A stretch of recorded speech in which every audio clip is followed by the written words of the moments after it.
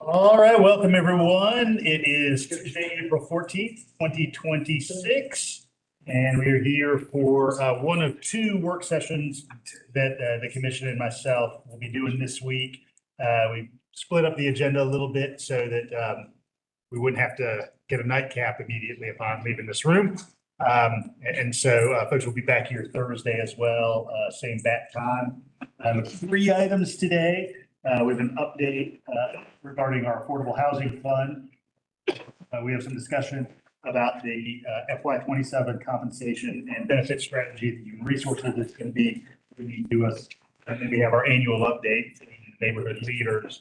So we'll talk about each of these items in that order. Of course, we've been doing an enormous number of things around housing generally and affordable housing specifically. And one of those things is setting up a housing fund. We've had some prior discussion about this, but I think my sense is we're ready to launch. And so Tamia and Anna are joining us, and they of course had support from Melinda Ward at HCD. And do folks want to say more from HCD? Yeah.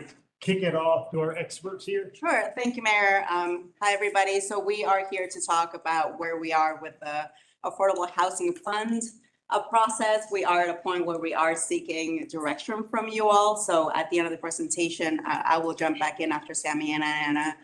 Tammy and Anna from LEH Consulting Group have a chance to explain to you our entire process. So I will let them take it away, the experts in the room. Thanks, Alejandra.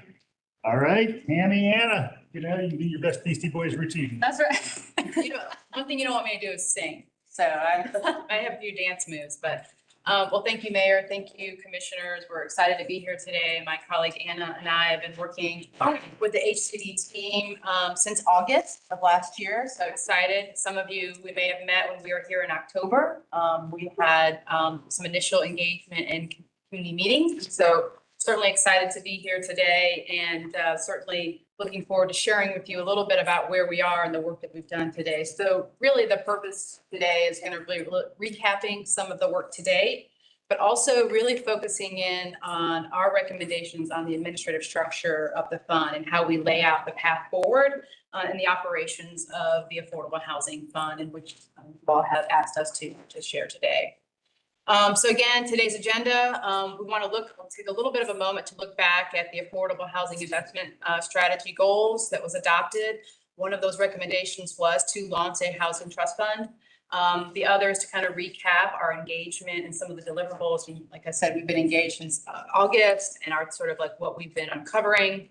So a little bit of a review of that process. And then again, towards the end here, share with you our recommendation on an administrative structure moving forward. Just to go back here real quick. So, and I know you have this in your packet, so it's probably not so easy to read on this screen. Our engagement process was really focused on three areas. Sort of phase one was identifying sort of the key stakeholders and really investigating the community, doing a lot of outreach to establish, thinking about how we would establish the fund. And making a lot of those engagements, not only with you all, but the GIT committee and several others as well.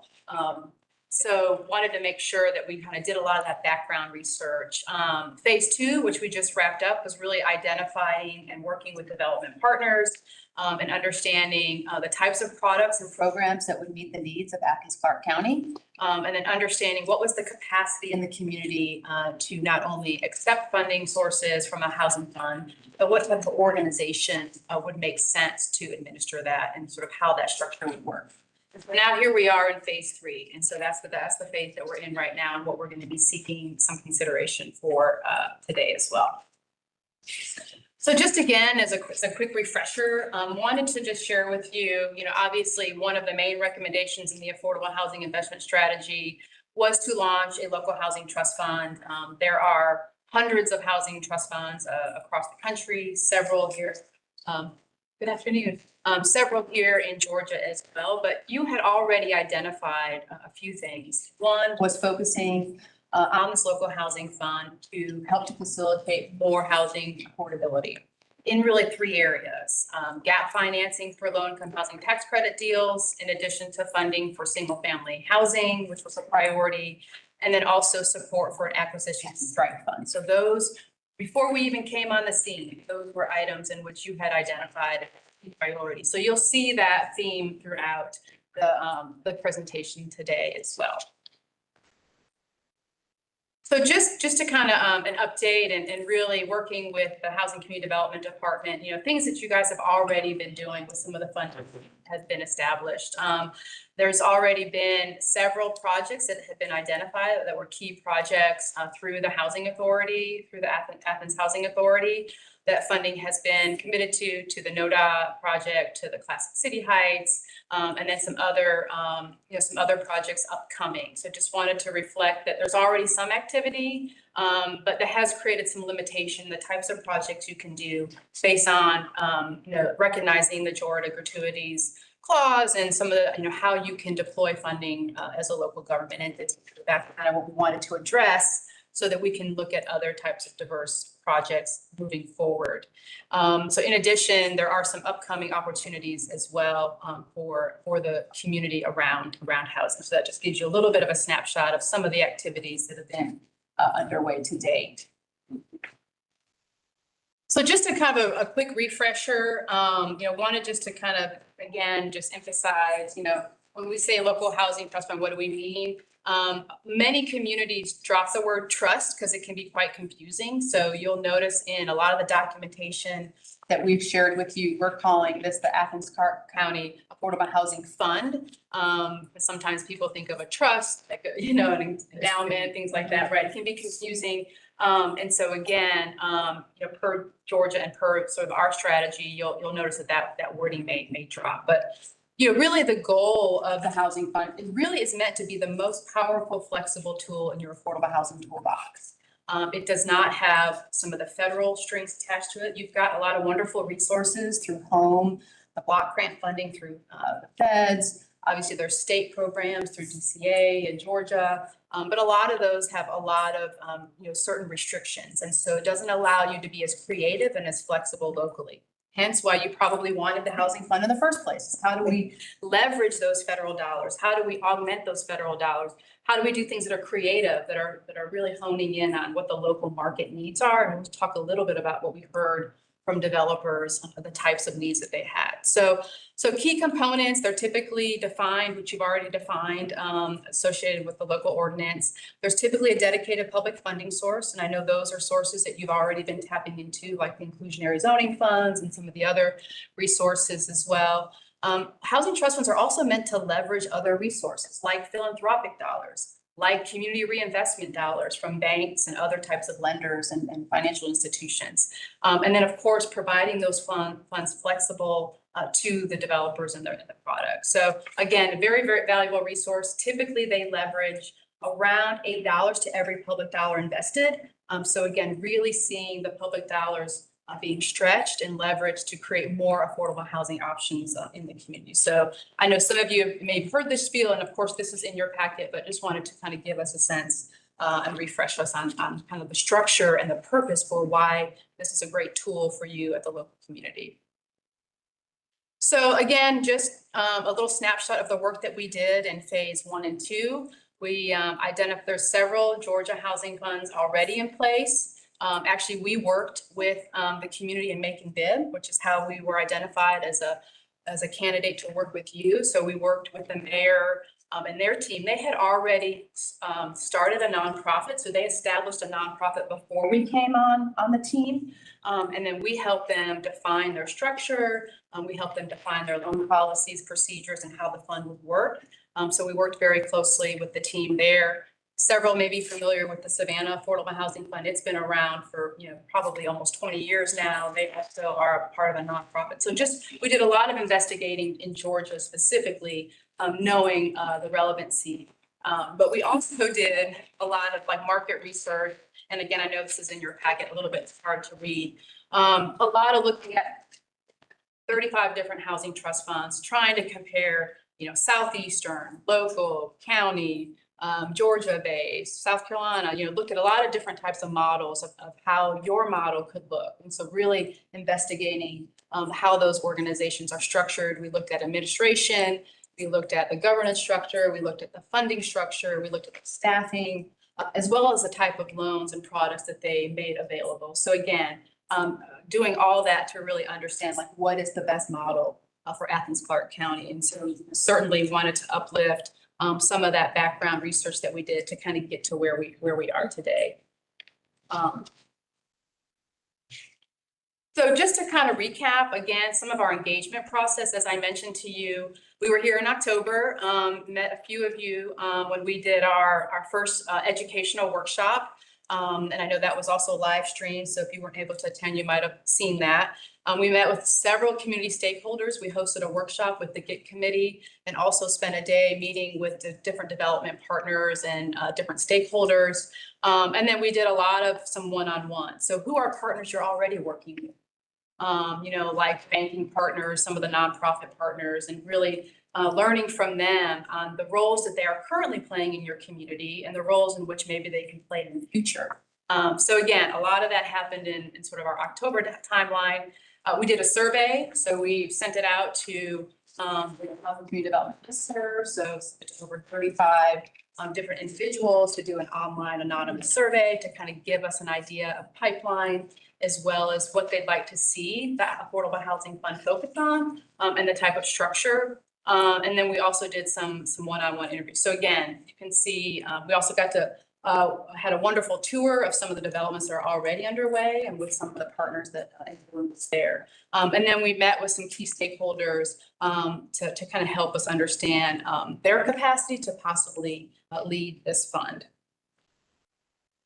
As from those development, the feedback we received, and I'm just going to highlight this again, it's just a snapshot of what we heard, but from demand, there's already a significant amount of demand, and you all know this because you live in this community, and I'm sure you hear it from your constituents of the need for more affordable housing options for families. But from the developers, we already know there's over 600 units in the pipeline.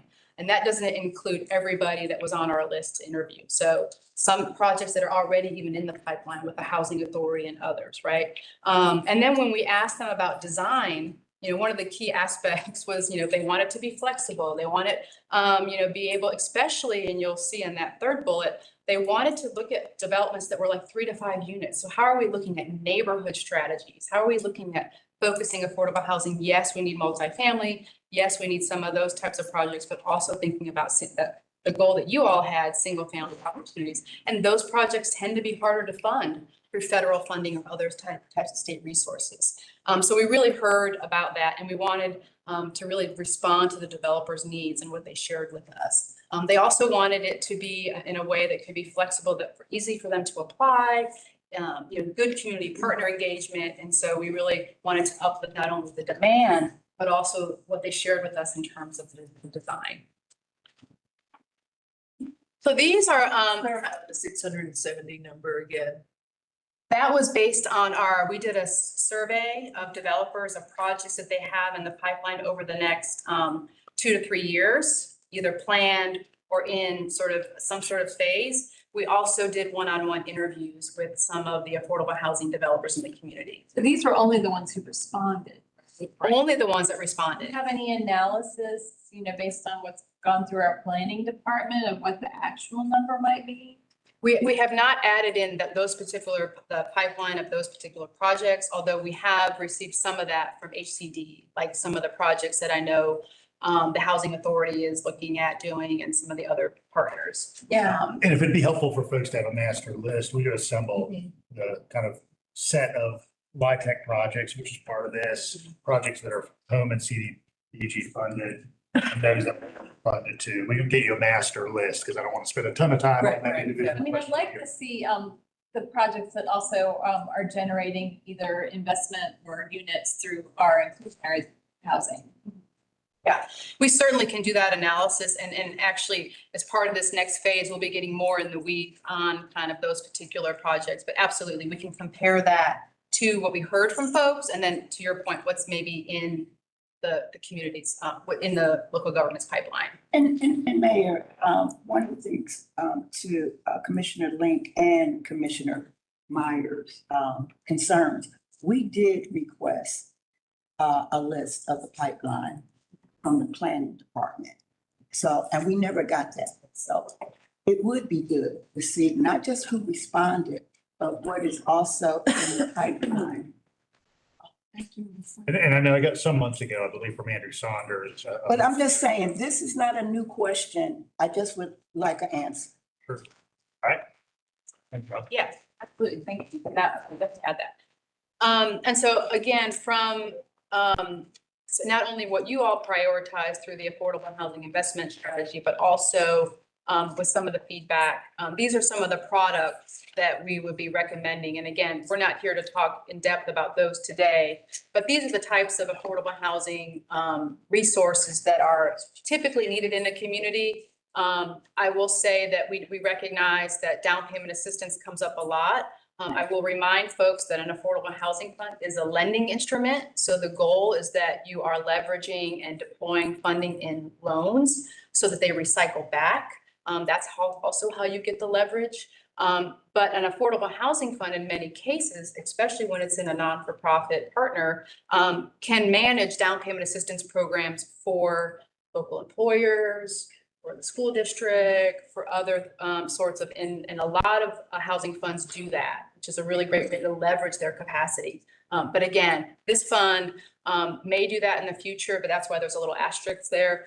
It could be an eligible opportunity in the future. And it should be an asterisk there, because one of my concerns is you mentioned school teachers and all that, they're over the threshold though. They can't qualify those type of loans. So we gotta figure out, the biggest thing that I always ask two questions. Who are we trying to find housing for?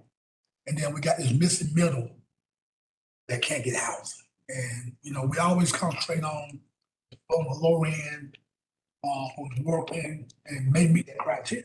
But then we start looking at police officers, young professionals, they can't get anything that's affordable. So how do we, again, this may not be the time, how do we bridge that gap though to get those individuals? And it may be, it may not be single family house. Well, they could probably afford the rent, but how do we get these single family home, start building generational wealth? So I'm happy to respond, Commissioner Fisher. Briefly I think that's the beauty of this affordable housing fund, is because home and community development block grant funding and some of the federal and state funding sources are very targeted, to your point. The Housing Authority very targeted towards AMIs of 80% below, Habitat serves 30% below, right? There's a lot of players out there that are meeting some of those needs, but like you said, mixed income housing, middle income housing, a lot of those, there is a gap. It's like you make just over, and so you can't tap into these other programs. Like, that's why this housing fund, and I think to your point, once we define how we're going to administer this structure, we will be getting really in the weeds on eligibility, the population we want to serve, prioritization of whether it be neighborhood or income ranges. So I think you make a good question in line with where we're headed. And I will say then that at our previous workshop, that the GIG committee, the subcommittee did present a tier process that would address some of your issues. It did not go through the GIG committee because we presented it here because they were on the agenda. But Waikia Lawson and Jeff Bishop worked on that. So it would be a tool, and it was designed for the Housing Trust Fund, from those folk that make a little over, they're right at the, so those, and maybe we'll have I see Melinda in the back, maybe we can revisit this at the next GIG committee, the proposal, because it didn't go through GIG, it just came here. But make sure you get a copy, Melinda can make sure you get a copy. Okay, great. It'll be a start. Okay, thank you, Commissioner Thornton. That would be wonderful. And I think, again, I think it's the right time to be sharing some of that feedback, because we will be looking at, okay, here's some products that we want to offer. How are those products going to be flexible enough to meet those priorities? So I think it's a great opportunity to bring that up. Thank you. So just to kind of to wrap up, again, the work that we've done today, because I said, I think this is a great place that we're headed into phase 3, which will answer some of the questions that both the commissioners mentioned. It's phase one, and I'm not going to belabor, all these deliverables, but again, we talked about that engagement. We talked about, again, initially meeting with the GIT committee and talking to some development partners, and kind of thinking about some of those initial recommendations and the types of products. And then we also recognize when we were thinking about the administrative structure that some of the limitations associated with Athens-Clarke County government, and so looking at the legal entity issues, the Georgia law, looking at different administrative models like we shared with you before, and doing some analysis around those models to see what makes the most sense. And then again, getting some of that initial feedback, as Commissioner Link, you mentioned, we need to maybe augment that with some other things that you all have. And certainly we'll do that to kind of get to where we are today and start to think about those products. And then, as Commissioner Thornton mentioned, thinking about now the eligibility. So as we're leading in, but ideally that administrative entity would be defined by then, because we'd want that entity to be a part of those conversations as well at some point. So for today's consideration, there's a lot we could consider today, and some of which was brought up as excellent ideas and additional pipeline information, which we certainly will follow up on. We really want to share with you what we think is a really great opportunity for administration, and what we think is a really great opportunity to get things moving now. Okay, we know every single day affordable housing is not getting cheaper, right? We know housing is getting more expensive, and there's a huge challenge in this community around that.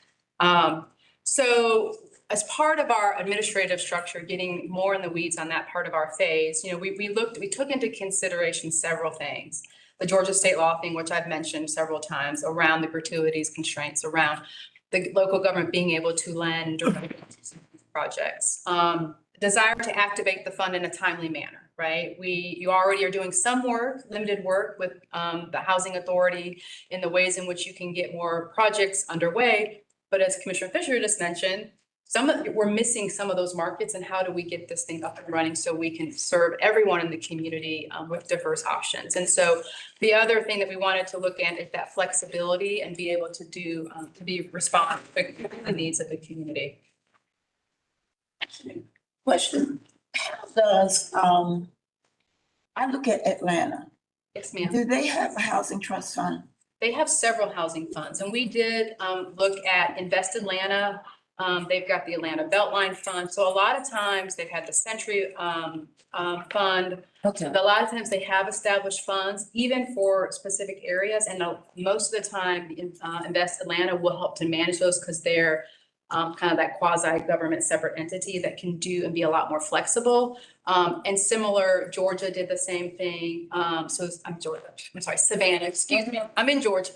Savannah also launched their housing fund about 15 years ago, and they use an existing community housing services agency, which is a 501c3, and they've been administering there. So they launched it through the city, but then that nonprofit that's existing administers it. So we've got several models that have done that. So when we hear about Atlanta and all that they're doing with affordable housing, they're really not doing it directly from the government. They're using these other trust fund entities to launch this. So that's how they circumvent the pro quo they mentioned. Yeah.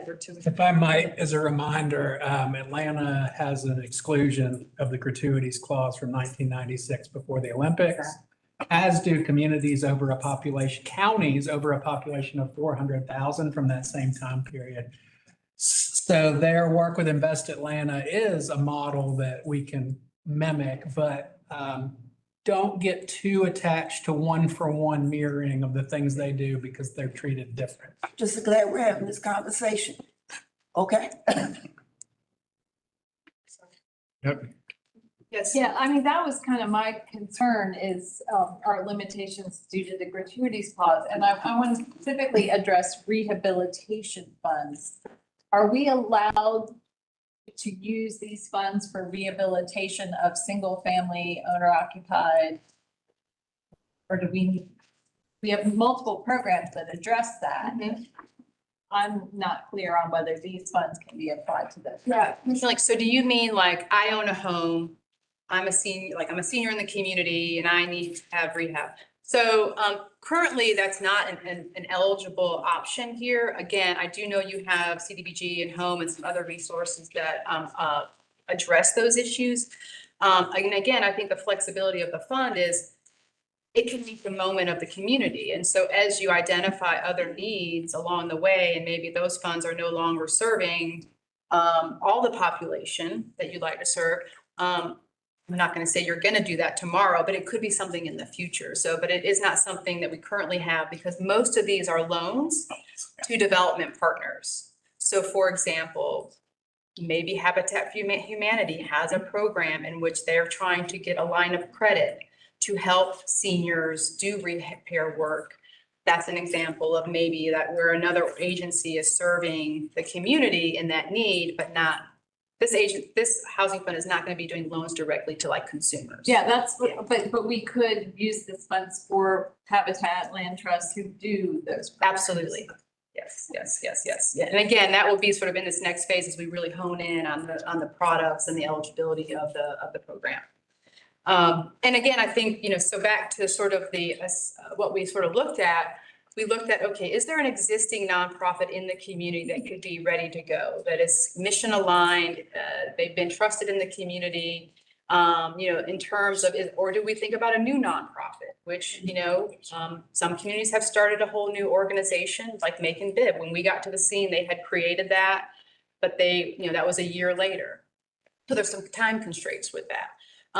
Sometimes financial institutions participate, but they rarely ever lead a housing fund because they have so many regulatory constraints, but they're an important partner.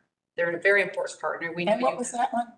Like a bank-led housing fund. We don't ever really see that, Commissioner Thornton, because of they're regulated. And so the types of flexible products that you both mentioned that are really important to the community, they have a lot of limitations, but they serve a great purpose, and I'm going to share this in just a few minutes, as like back office support, underwriting, loan servicing, a lot of those sort of backroom stuff, and where the nonprofit is really the front-facing organization that's doing a lot of the engagement with the community partners and such. So And we can create an entity too also.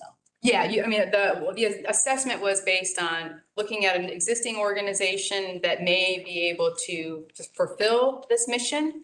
The second was a new, which then would require a whole incorporation. And then the other was this idea around a partnership. So, yes, sir. And this to you, Mayor, would the land bank qualify? No, because it's a public authority. Gotcha. Okay, sorry.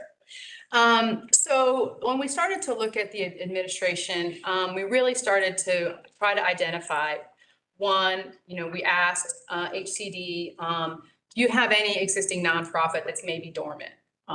Is there any agency that's already could be teed up to do this? Because we really wanted, we tried to hear what we heard, which is affordable housing is such a crisis, and we want to try to find a way to get this affordable housing fund up and running efficiently and effectively. So we ended up doing a high organizational assessment. And what we did with that was we looked at several organizations in the community. We met with a lot of those within our workshops, as Commissioner Thornton said, as well as when we did our one-on-one. So what organization had housing a part of their, but was not a conflict of interest? So one of the challenges is we want mission alignment, we want expertise, but we don't want a conflict of interest. For example, if I am applying to the loan fund, I probably shouldn't run the loan fund. Just saying. Yeah. So Supposed to be. So again, just thinking about, so that was sort of the core eligibility, and then ability to leverage outside capital. As I mentioned earlier, housing funds for every public dollar leverage on average $8. So philanthropic money, getting donations, applying for grants, getting social investors to invest in the fund, getting banks to invest in the fund. So those were, we wanted to make sure there was an organization that could help to leverage some outside capital.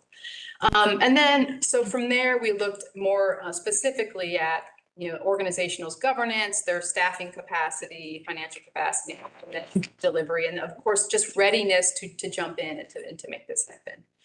So we really looked at 4 main organizations after we did that kind of an initial assessment. And we looked at the Housing Authority, great partner, doing great things in the community. But they have a conflict of interest and they, to turn around and then just lend to themselves, right? So would Habitat, so would our EADC, so would some of our other great housing partners potentially. We looked at FAB&T, a local bank that's already working with Athens-Clarke County local government, doing some of the ARPA funds, right? They're doing some of those programs. Again, great partner, but that's not their mission every day, right? They do that on behalf of you all now with some limitations, and then leveraging constraints. They're not going to be able to leverage philanthropic dollars and things like that. And then we also talked to the Community Foundation. Again, they've got, again, capacity and readiness constraints. So they've got a lot of things that they're doing within their agency. Although they are a great partner, they should be a funder and an investor in this fund. They should really be at the table. And we've talked with Sarah there as well. And then we had met with Envision Athens, who again, is a part of the community, already engaging a lot of partners, has been doing some housing adjacent work. And I know also, founded and formed to meet the moment in the community, in terms of like, what is the biggest crisis or the concerns in the community? And so we started talking with Envision Athens about their role as a possible administrator. And this just gives you a snapshot. I know this is in your packet, but this was sort of our worksheet that we did when we did this sort of analysis and looked at, governance. And we did some internal analysis. We looked at 990s, we looked at their financials, we looked at their board packets, we looked at their staffing, the public available information, like, are they in good standing with the Secretary of State? And, so we did some of that level of assessment for those organizations. Where we came to.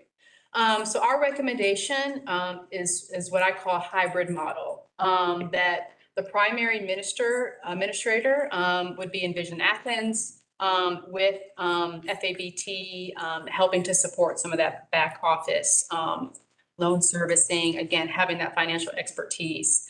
And so the reason this approach is some of what I shared with you earlier about the analysis, but also it balances the speed to impact. It addresses some of the regulatory concerns that we have about you all being able to administer it.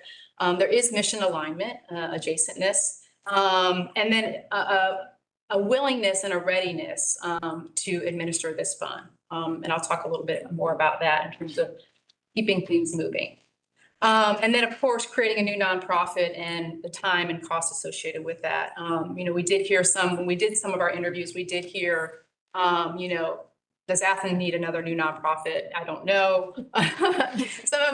some of the funding partners. So we did get some feedback on that. So I just wanted to make note of that. We love our nonprofits, but again, I know that is something that we did here.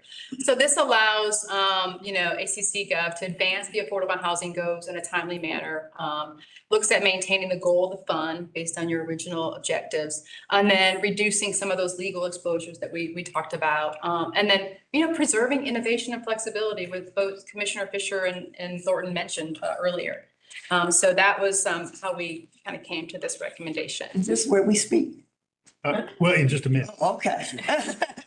Getting there, I know. I'm not talking fast enough, probably. I'm just kidding. Yours fine. Okay, I'm sorry. No, you're fine. Thank you. And so again, just to kind of share with you kind of the 3 pieces of this administration. So there's a lead agency, which is the 501c3, mission aligned. Again, avoids conflict of interest, ability to leverage capital. Again, we are recommending Envision Athens as being that lead agency. Oversight is based on a board of directors. So again, as a housing fund and a lending institution, there's a board of directors. Many of the board members that they have now are great, but they would also look to add, I'm sure, board members. And also a loan committee is established. So decisions are made by the loan committee. So we were talking about next phase. We will be defining loan policies, procedures. That's our next phase of work. And that will dictate how funding is decided. Staff does not decide that. That's decided by policies and procedures that would be adopted, sure, by this commission, and then would go through that process of a loan committee. And those loan committee members represent expertise in the as well. And of course, there would be, no matter what entity is established, there would be an agreement between HCD and local government. And so there would be several agreements and reporting requirements, whether it was a new agency or Envision Athens or whomever. And then the delivery of financing, that is where also our partnership with FAB&T comes in to help support some of that financial expertise.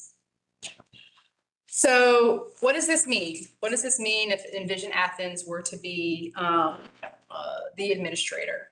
This would mean one clearly defined role with metrics that are defined by the agreement in which Athens-Clarke County commissioners would determine within that agreement, and HCD would lead that. It would mean a full-time staff person dedicated to the Affordable Housing Fund. So the Envision Athens that everyone in this room and everyone in this community is used to seeing will look different. It will be taking on the role and the responsibility of leading the Affordable Housing Fund. The board would commit to supporting this implementation. We did have a meeting with the board of directors and asked them about their readiness and willingness, and they voted, I think everyone on the call that was there, oops, excuse me, somehow got backwards here, was on that call, voted to, if commission were to decide, they are open and willing and committed to making this a priority. And again, that would mean we'd establish a loan committee that would be, again, a part of the board. There would be an agreement that would be entered into with Envision Athens with defined goals, objectives, just like any other contract or agreement that you have with other nonprofit organizations in the community. And again, we recognize that the community and ACC Gov has already invested in this organization and to help to build it to where it's become in addressing some community needs and supports. And so again, thinking about some of the work that's already been done as well. And then we'd be looking at this, working with that entity in this next phase of work. Some of the questions that you all brought up earlier about defining sort of the next phase of this work, and then a new communication and marketing. So that's just kind of, I know it's in front of you, but just wanted to give you a sense of what would happen next if this particular were to proceed. So what's next for us? So once the direction is affirmed by commission, by mayor and commission, then we would then be focusing our work on phase 3. So once we recognize where you all want to head, we'd be finalizing the fund structure and the governance and all the agreements that will be necessary to stand up this entity and get it solely focused on the Affordable Housing Fund. We'd be finalizing those loan policies and procedures and criteria, like we talked about who's eligible and what types of programs. There'd be staff and stakeholder training. And then, of course, we'd be looking at, getting that fund up and running. And so for your consideration today is to really look at these 3 options. One is the Envision Athens, to move forward with Envision Athens as the administrator, as the Athens-Clarke County Affordable Housing Fund. We estimate if we're talking about this type of relationship, then we're looking at probably no later than January 2027. I think you guys have a couple meetings in June and November. If the idea is that maybe we want to look at RFP, maybe just to determine if there's anyone else out there that we haven't already vetted, although we did vet a lot of folks, that there would be directed by staff some action, and probably would be a little bit longer lead time. Creating a new nonprofit, which had that discussion earlier. I'm feeling the room here, I'm feeling the vibe. We know that between IRS timeline, Secretary of State timelines, all that we're talking about literally probably 2028. So that is what I'm posting here in terms of those 3 options for commission. I'm here and my colleague are here to answer questions, but I know Alejandra wanted to more of in the weeds of what that process would look like. So Right, thanks. So yeah, in your printed packet, because it's so text heavy here, we printed them out for you. It just goes a little bit more into detail as to which option, what it all entails. I'll go a little bit deeper into this first option, which is our recommendation to move forward with Envision Athens as that administrator. Again, we would come forward to you in the May-June cycle, asking you to approve an initial contract with Envision Athens that would include some initial operating funding so that they can continue the training and setting everything up. We would really be spending the summer into early fall working with LEH and Envision Athens on everything they just talked about, right? Like finalizing those policies, who's going to sit on the loan committee, et cetera, so that we can come back again to you in October, November for final approval of those policies, final approval on our proposed guidelines of how ACC Gov funds would be deployed, which type of activities, et cetera, et cetera. So hopefully that will set us up on track to launch this, start taking applications, or Envision Athens rather, taking applications, making the loans as early as January of 2027. Again, we would have, like you see here, one more opportunity to come in front of you October, November to finalize all those tweaks that we talked about. The next couple of slides, again, I won't go too much into this because we've already taken a lot of your time. Option 2 is just, again, that competitive RFP. If you want us to see who else is out there, although as Tammy shared, we jumped at every jump. Yeah, the date. Fall 2027. We would delay this a full 10 months. If you want to go option 3, we're talking about 2 years. So again, this is all taken into consideration. I know you all are ready to just launch this. I know our developers are ready, staff is ready. So with that, yeah, we're all open for questions. So you can raise your hand if you'd like a Option 1. 10-month or 2-year delay. You know, this is not a voting meeting, and I need to be real clear. When you said that option 1 would impact speed, speed impact was important for Yes, ma'am. number 1. I just want to, Yes, ma'am. this is a 3-year proposal. And I have real concerns if we hadn't did anything in those.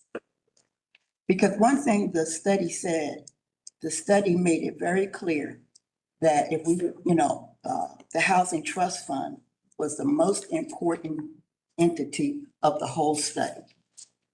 I want to thank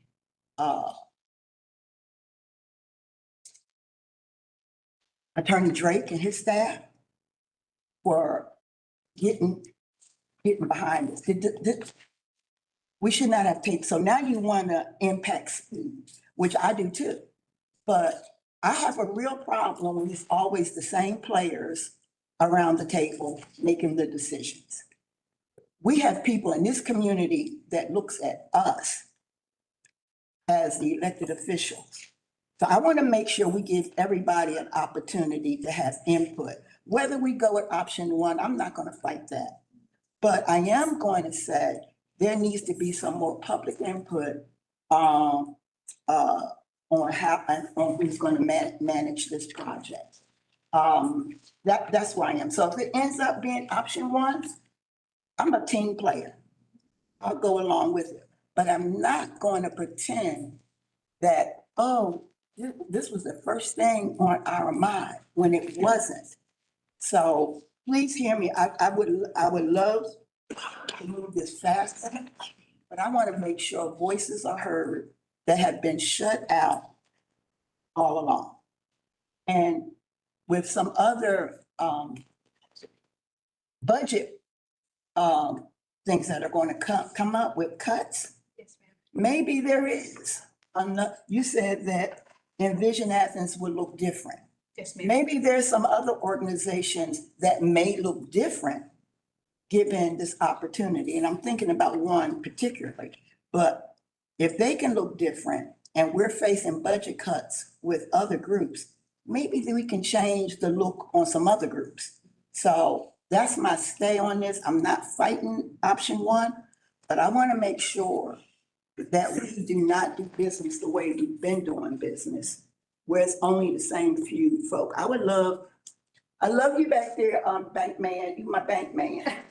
But I would love to see other banks involved in this conversation at some capacity. Now, maybe that's the loan committee. Maybe that's the equity Great committee. recommendation. Yeah, so Yeah. I don't think that, we just need to start we throw that word around, transparency. I don't know what that word means no more, because it's transparent for some folk, but not for everybody. So that's my position, not fighting option number one. Don't y'all beat me up out in that hallway. But I am saying, let's get some time. This is a relief for me. This is a blessing for me. I feel so good right now. I want to make sure, though, the ends is what we're looking for. Mayor, excuse me, Mayor, may I respond? Please. Okay, Commissioner White, thank you so much. And thank you for that recommendation. And I think you're absolutely right. And I think, we wanted to share, obviously, it's sort of a catch-22 to present to you all. And we did some of that engagement that we shared with you, our recommendations sort of first and somewhat, but would love the opportunity to host a meeting, right? In preparation for as you head into June, of what other folks that we need to have a conversation with and present the recommendation to, and certainly working with HCD to do that. So I just would say that as well. And then I think to your point about financial institutions, there's many ways in which financial institutions will play a role, a loan committee role, which you mentioned, investment role as well. In many cases, also the financial institutions, you're co-lending together. So those banks then are in the projects, in the financing with you. So I'll just mention that as a few little nuggets to respond to your comments. Totally appreciate that, and would look forward to talking with more folks about that recommendation. I'll give you two nuggets. You have ADM here represented, and you also have the neighborhood leaders. Both of those groups work boots on the ground on housing.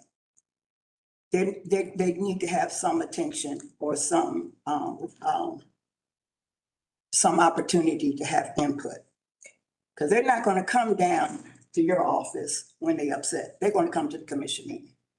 Absolutely, yes. We want those voices. Carol and Melissa. Yeah, I had a bunch of questions that I put together based on looking at this yesterday, and really just informational, really, at this point, that I didn't quite understand. If it was Vision, one, Vision Athens,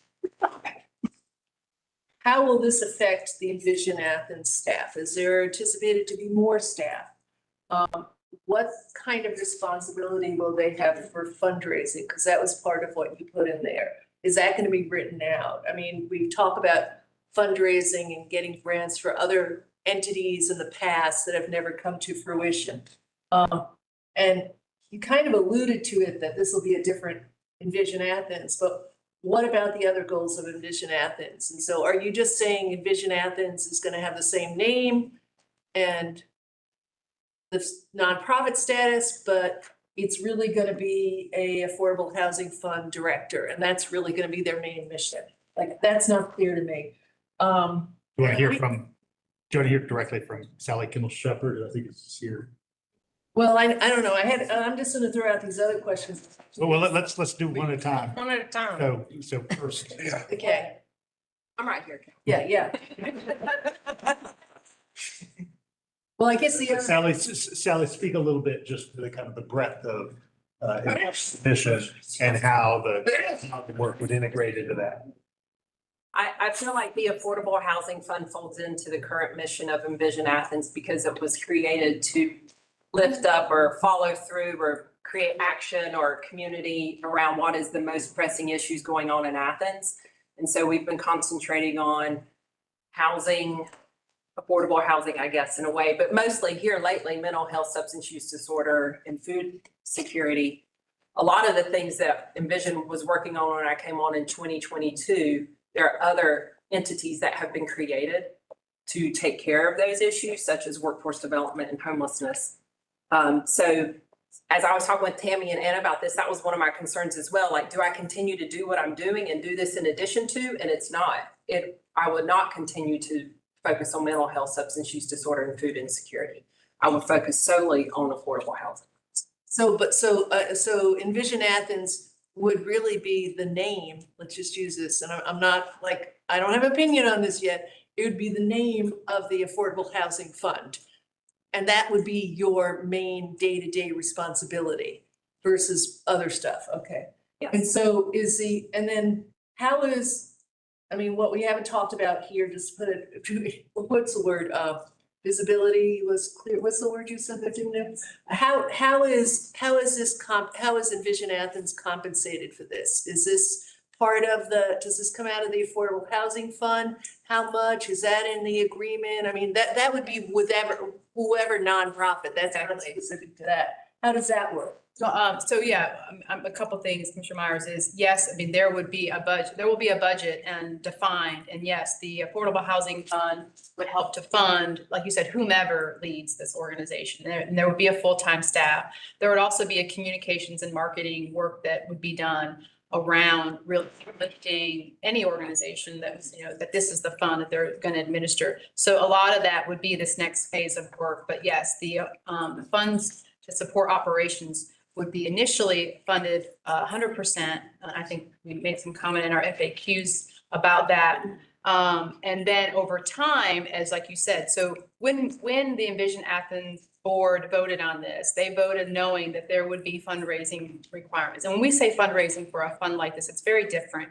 It is leveraging capital from other sources. But remember also, these are loans. So there are administrative fees that are earned. So is origination fees that help with operations. There's interest spread that helps to support operations. So it's a more sustainable model than just constantly just grants and just philanthropy and just that type of fundraising. So there's a different financial model that helps to support staff over time.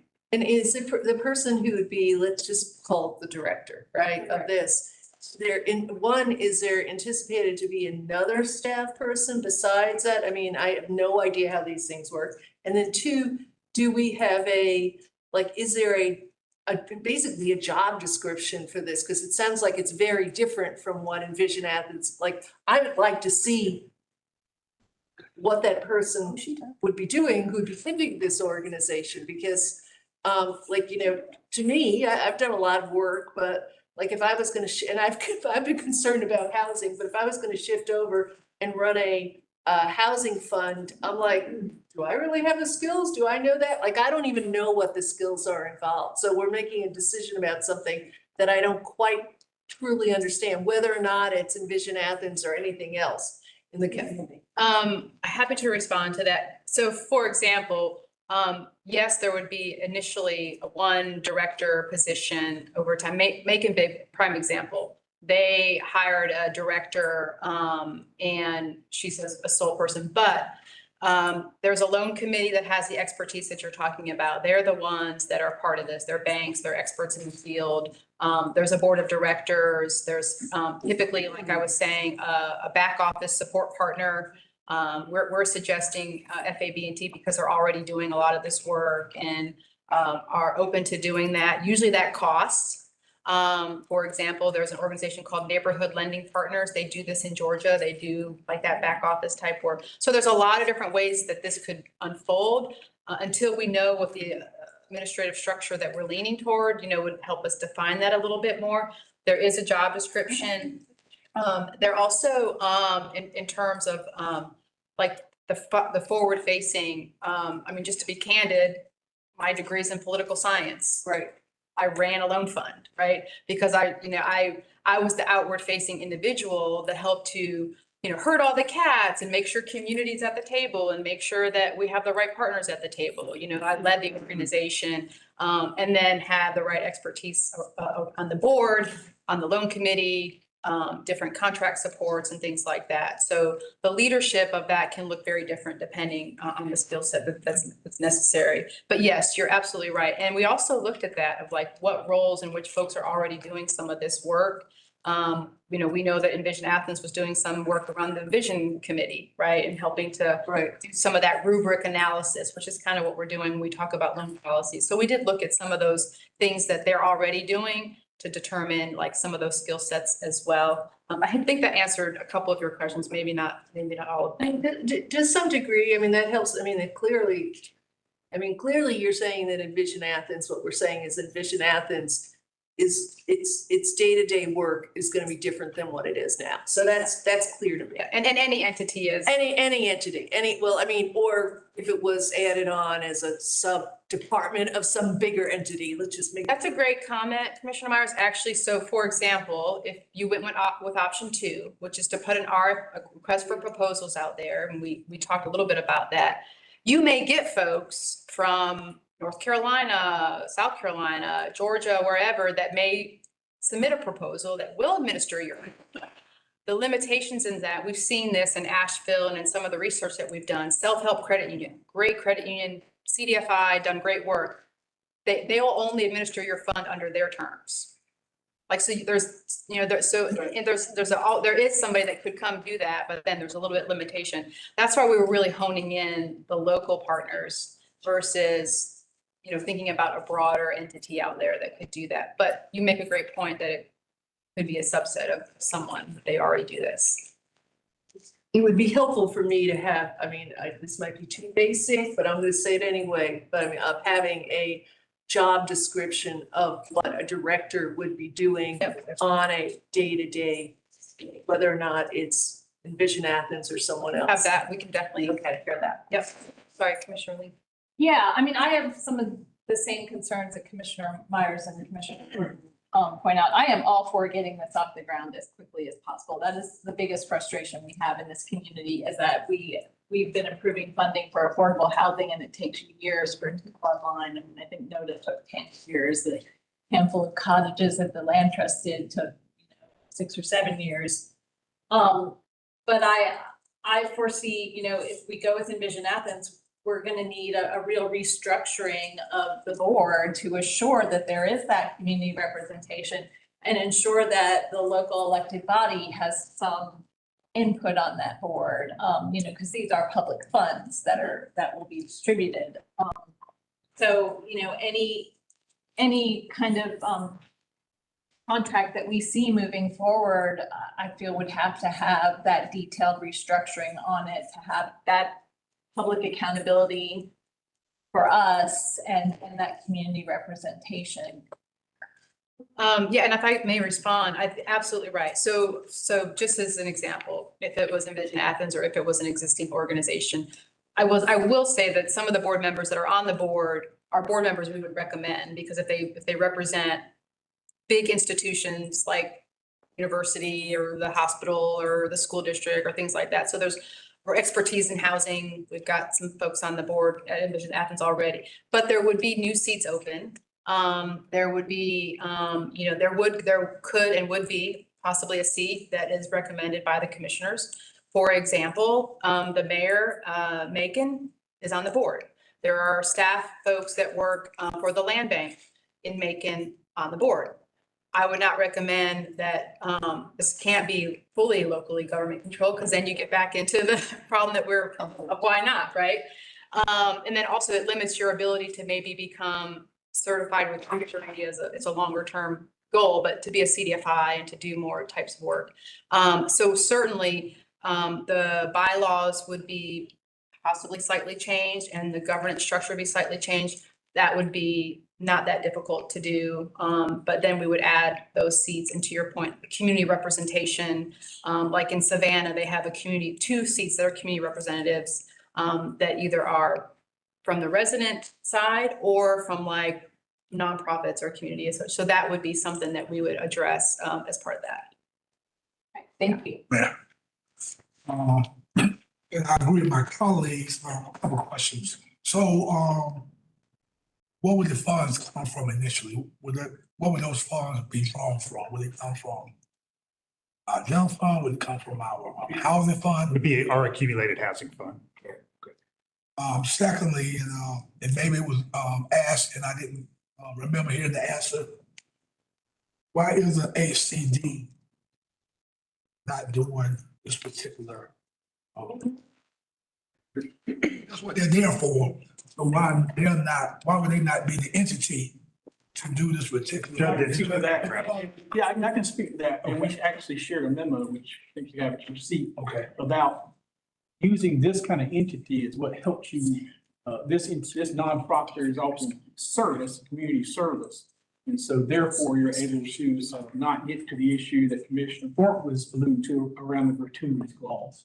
And so you use that entity, and actually our consultant put together I was asking Courtney to write a memo to y'all about all this, but they actually got ahead of us and did a great memo that we forwarded to you this morning. But the reason, the reason Savannah and Macon and Atlanta use these housing funds is to make sure it's acting in the most legally appropriate manner possible.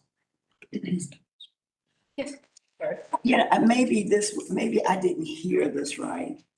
And I can understand you, the different entities that you talk to that could possibly, manage this program. But I think did I hear you say that the Envision board has already approved this, they voted? They just, we asked if they would be willing, if this was an opportunity, would they be willing to change direction to the point that was mentioned earlier of the other things that are going on, that they would be willing, and they said that they would be willing. But it was not like we're gonna administer this, it was just a willingness, because we wanted to make sure that we didn't come to you and present an option that then the board said, well, we don't want to do that, or we can't do that, or we are not committing to that. Even though we know that the board may shift slightly, we wanted to make sure that that was a viable option. I think it's fair to say the board recognized this is really important mission space in the same way that some of that earlier work in mental health have been important mission space. Well, again, the only thing I think my colleagues, Commissioner and Link, have asked the questions that I want to know too about the job description.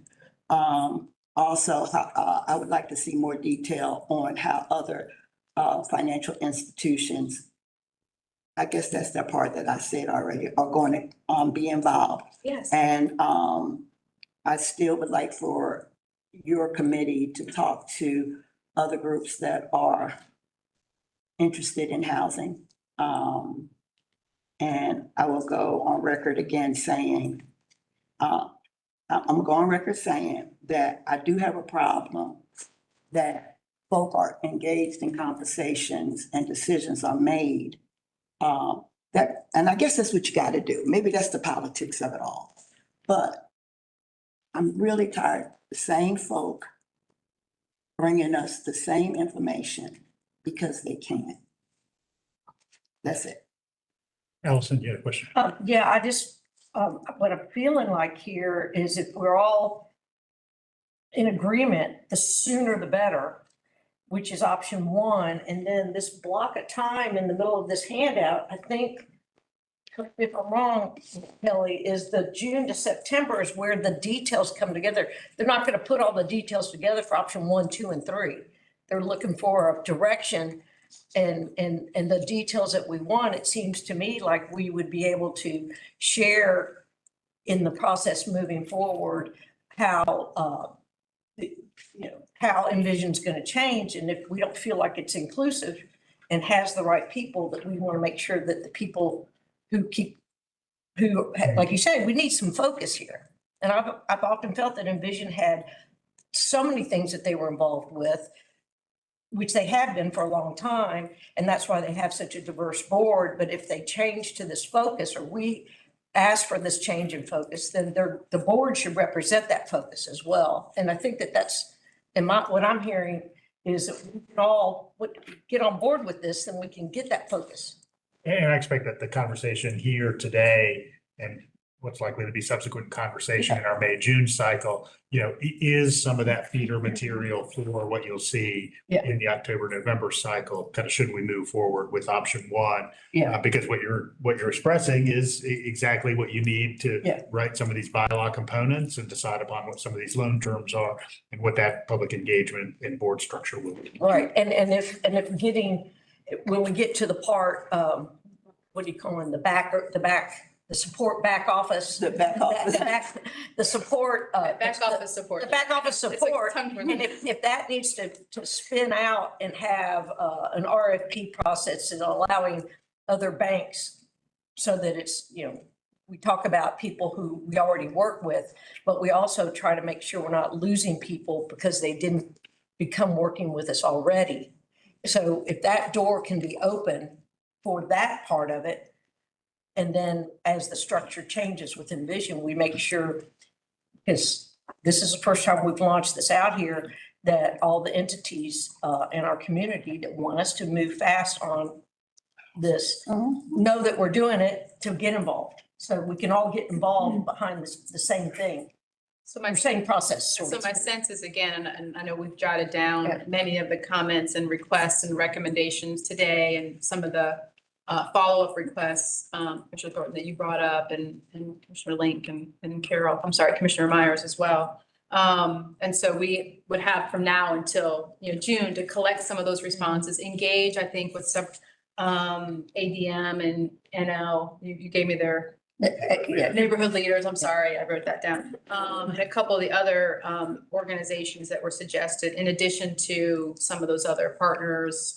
So I think it would be, my understanding is that would give us the time we need to respond to some of these questions and suggestions. I know that Sally Shepherd does very valuable work in the community. I would like to see all the projects that she has worked on. It doesn't have to be a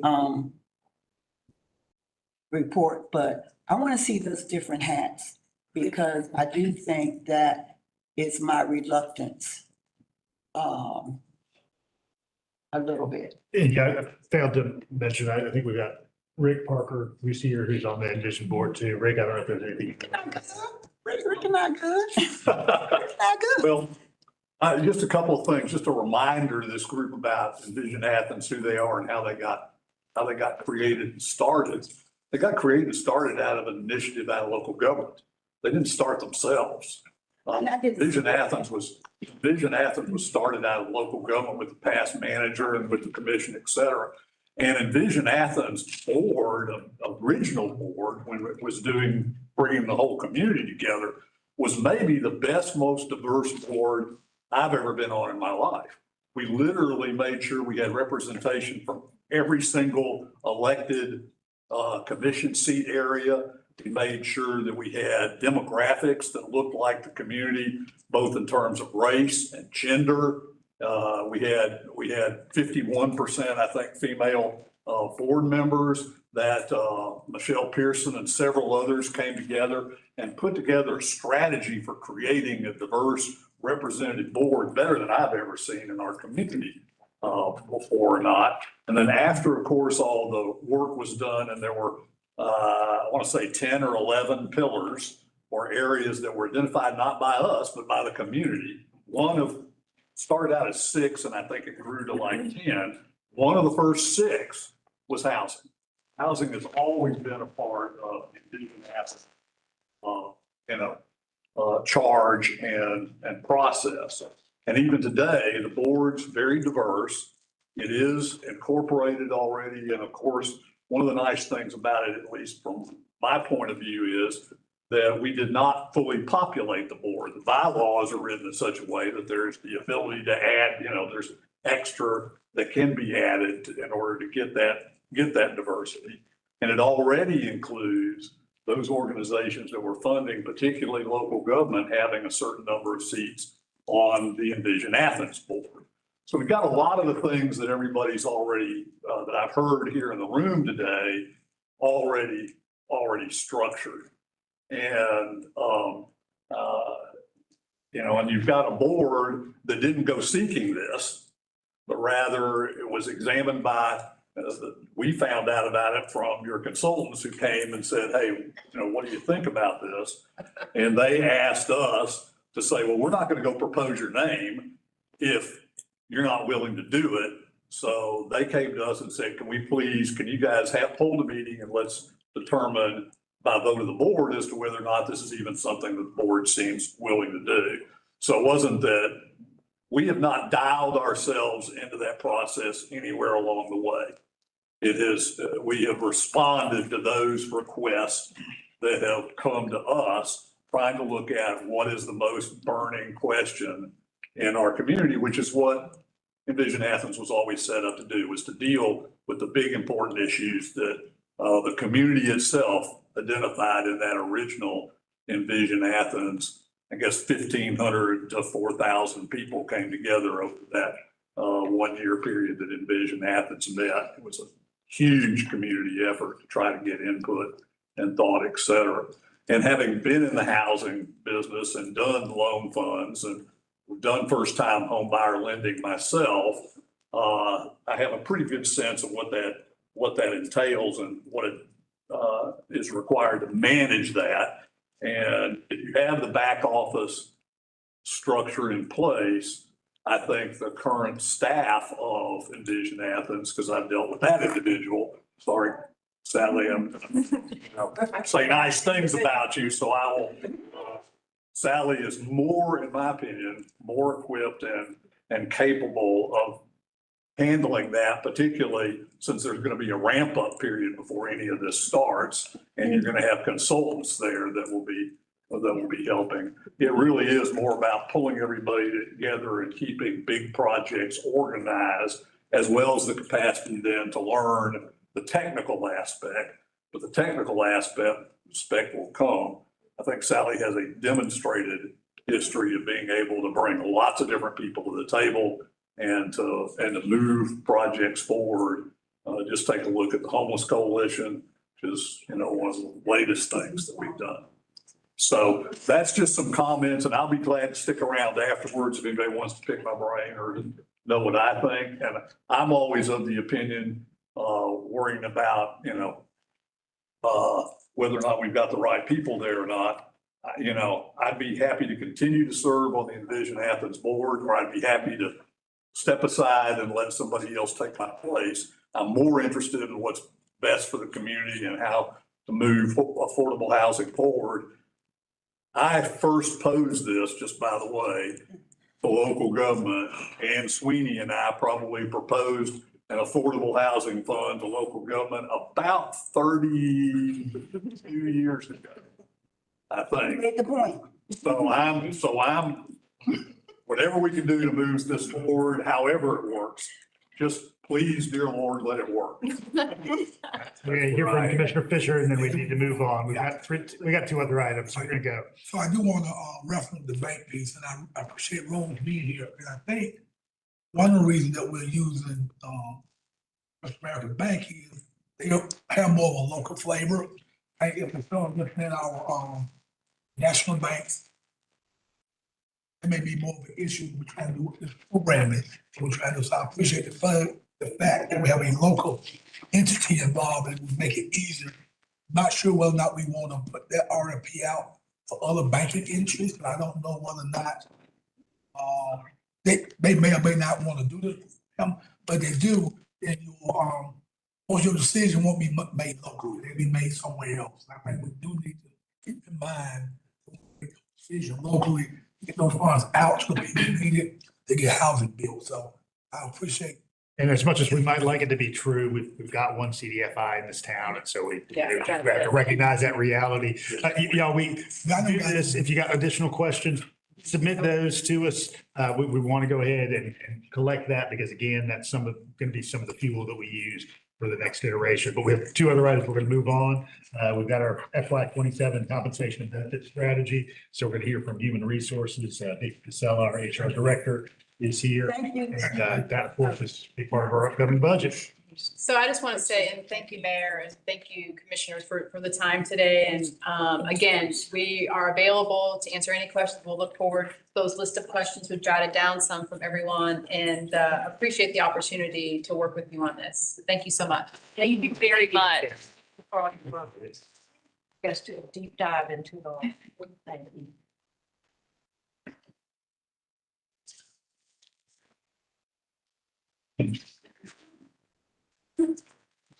Sure.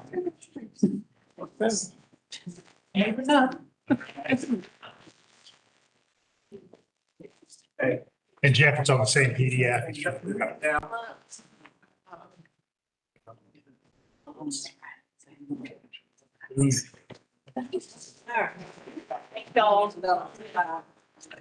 All right, if people ever want to know, what do you do in local government? Well, we provide services. And how do you provide services and do things? Well, you hire people.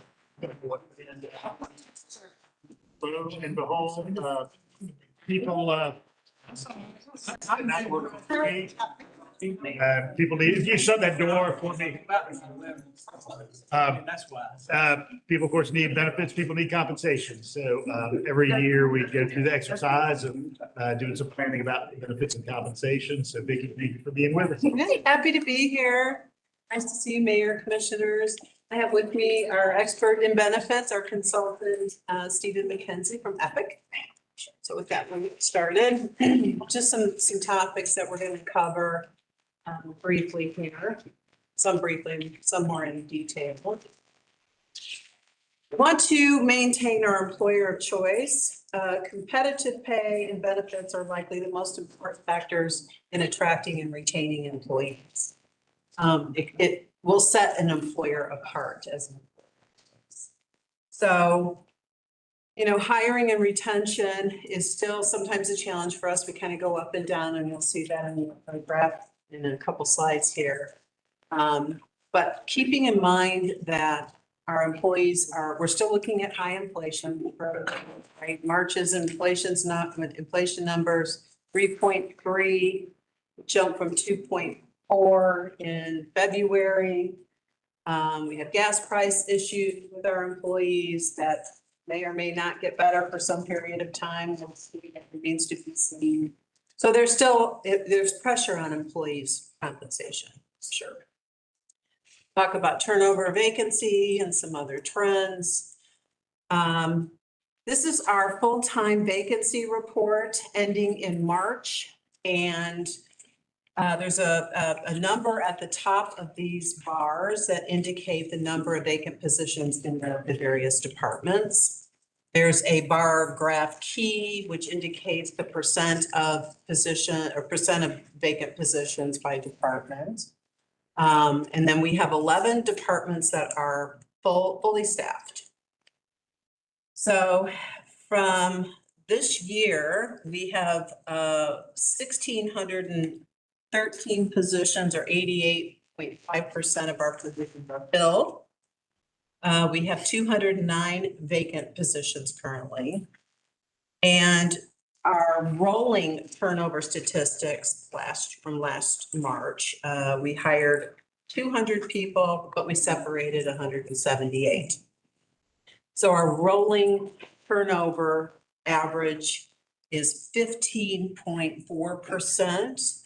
And for city and county governments, the average is about 15 to 18%. So we're still within that average, but we would like to get that down to around 12%. Does that mean retirement too, or just? Oh, it's retirements as well. So last year we had 55 retirements, 44 active employees, and then the rest deferred vested. So, yeah. May not be a bad idea, sort of factor that in, because when people see turnover sometimes, when you hear turnover, they think people quitting. But it may not be to say, hey, we had X on people.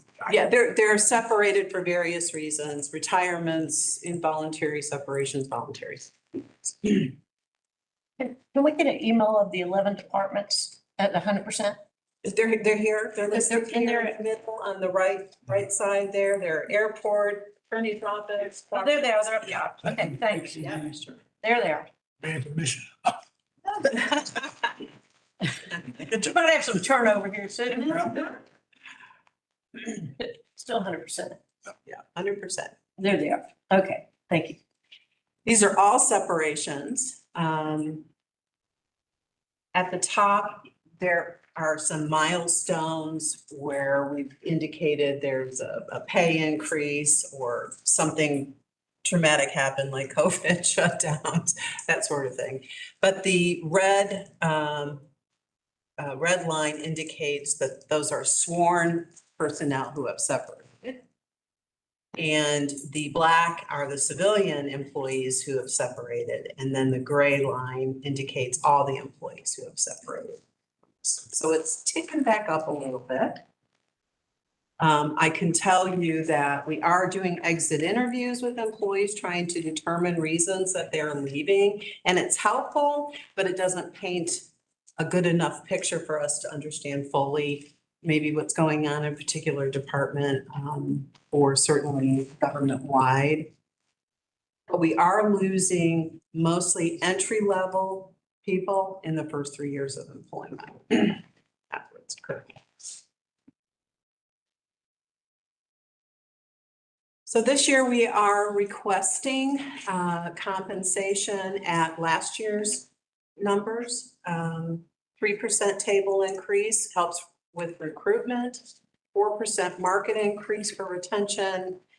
And for public safety departments, we're requesting a 3% table increase with a, step increases will help with retention. With the total cost of general fund of $4.5 million.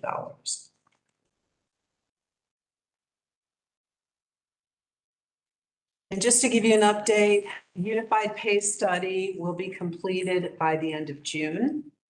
And then we will have to do some pre-work before we can do presentations about, what our findings are and maybe target certain positions if we're not going to do a full implementation, that sort of thing. But we'll be back here to discuss that. Yeah, if I can just add in, kind of is the budget that I presented to you all a month or so ago reflected kind of those numbers up to 4%, the table increases.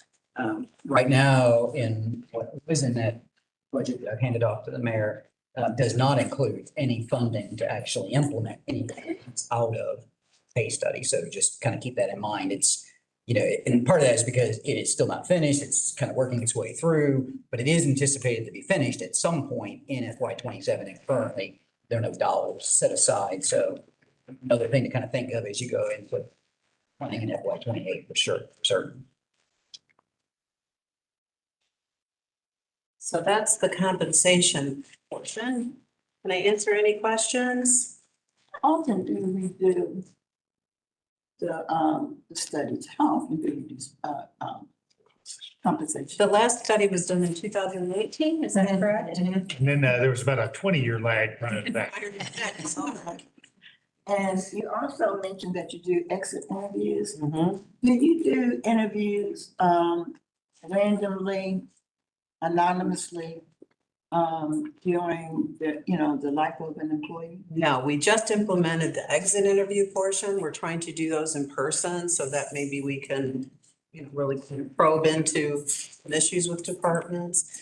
But you're right, stay interviews are very common and we can certainly look into doing those. I wish we would, because a lot of people leave and they say the truth. Right. They're leaving. Right. But if you're doing intermittent interviews, I would like to see that.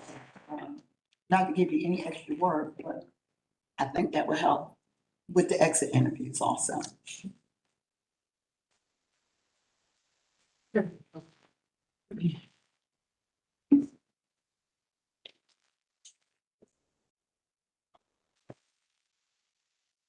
As Vicki mentioned, I'm Stephen McKenzie. I work with Epic. I'm the benefits consultant. Good to be with you all again. Thanks again for your time. We'll go through a few things today. The first one is just a quick update on market trends, things that are impacting the cost for everybody in this country, but obviously you as an employer and how that affects your renewal going forward. An update, or actually continuation of some of the guiding principles we've talked about in previous meetings and why we're going to continue those going forward. We have some information on some benchmarking, which really ties back into the guiding principles that we've talked about the last few years. And then finally, down into the numbers here, we have calendar year and fiscal year projections, as well as an update on the renewals and the marketing initiative that's currently underway for a number of the benefits that you will offer your employees and their families. And then just a quick update on the timeline. So this slide here looks at healthcare inflation going back to 2020. There's been a common theme really since 2020, except for 1 year where health plan cost trend has outpaced inflation, generally 2 to 3 times inflation. One thing to keep in mind when you look at the blue line of healthcare inflation, for instance, of 8.5%, that's after employers make plan changes. So generally speaking, you get your renewal, it comes out as 12 to 15% or whatever. And, you make plan changes, change deductibles, co-pays, out-of-pocket maxes to try to get that down. So that 8.5% is really after some additional cost shifting has happened to employees. We expect that to stay the same for 2026 in that 7.5%, 9.5% range. And in terms of the big drivers of that, right now we're looking at pharmacy trend, which is the biggest impact. Specialty plan spend, which are drugs that do great things, cures for folks, for instance, they are successful, but they're very expensive. We're talking tens of thousands or hundreds of thousands of dollars. So you get a few of those in your plan, obviously that can increase cost. Everybody's seen it on TV, but GLPs, of course, increase plan costs as well. There's mitigating factors you can do as a plan, which you all do to manage that cost the best as possible, but they still impact trend. Regulatory is another one of those. If you think of healthcare like a balloon, if you squeeze one side of it, the other side just gets bigger. There's some theory around that applying to the ACA subsidy. So if those were lessened, that cost could end up on the employer side of things in the long run. Remain to be seen. It's really too early to tell, but we'll keep an eye on that. The healthcare system in general, we have seen a lot of acquisition in this space. And what I mean by that is larger hospitals buying up smaller hospitals. What typically ends up happening there is those hospitals now have larger negotiating power. They go to the insurance carriers, who you all use, to negotiate their discounts. You use those insurance carriers to administer your claims, and if their discounts are not as favorable as they once were because that hospital has better bargaining power now, that would be shifted to you all as well too. Not a lot you can do about that, obviously, but it does impact your costs in the long run. And then aging workforce. We're all getting older. That just leads to things costing more, right? You have generally things like back cancers on your plan, which are going to increase costs year after year. So this slide here, you've seen this slide for a couple years running now, and we're going to stick with it because it's been pretty successful, and I'll explain why in another slide. But this was the guiding principles that we created a handful of years ago. If you go, the whole idea of the guiding principles is to have a set of foundational rules, guardrails, so to speak, that really steer us for our benefits decisions. And when we tried to come up with those guiding principles, we came across four really main ones. One was addressing the whole person. So that's just not their health, that may be their family situation, their mental situation, their financial situation. So making sure that we have tools and resources available for that. Financial stability. You all run a very large self-insured healthcare plan, and you want to make sure you're good stewards of the money. And so doing whatever we can to make sure we have the best carriers, the best contracts, the best pricing at our disposal. Guided by employee survey results. This is a big one. I'll mention why in just a minute here, but it's been successfully implemented in terms of maintaining costs for employees. And then ultimately, the thought is having a benefits package helps with recruiting and retention, which Vicki just spoke about some of those topics as well. So those are the guiding principles, the annual strategies to execute on those, trying to maintain a near median benchmark plan design and achieve 75% employer cost share. When we looked at the employee survey a handful of years ago, one of the interesting aspects of it was, yes, there were some comments on plan design. Out of pocket's too high, deductibles too high. But the majority of comments around the healthcare plans were the actual cost of them, what's coming out of someone's paycheck to participate in those. So the goal in these two regards was to maintain plan design as much as possible and try to hold employee cost share to get to that 75%. I'll show you a slide here in a second where it's been pretty successful. Yes. Again, what is the median benchmark? Would that be cities our size, big budget?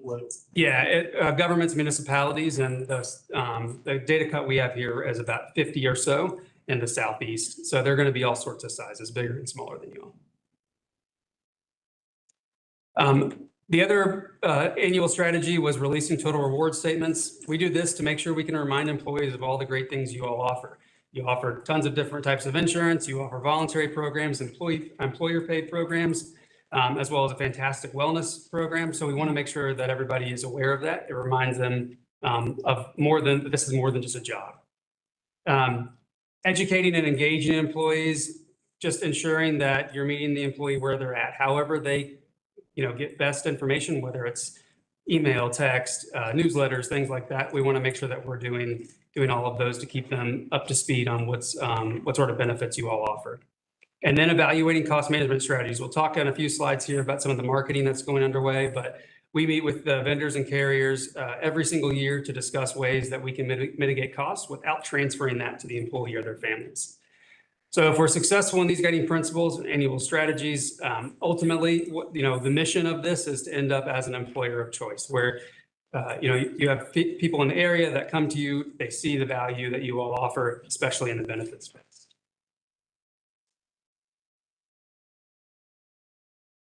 So I mentioned benchmarking here. The information you're going to see in a couple slides here is a government data cut out of a tool called Benchmark. Represents employers located in the South, and there's all size of employers. It's about 49 of them. We've got a handful that are smaller and a handful that are bigger. So you guys are probably slightly on the larger side, but still within the two ends.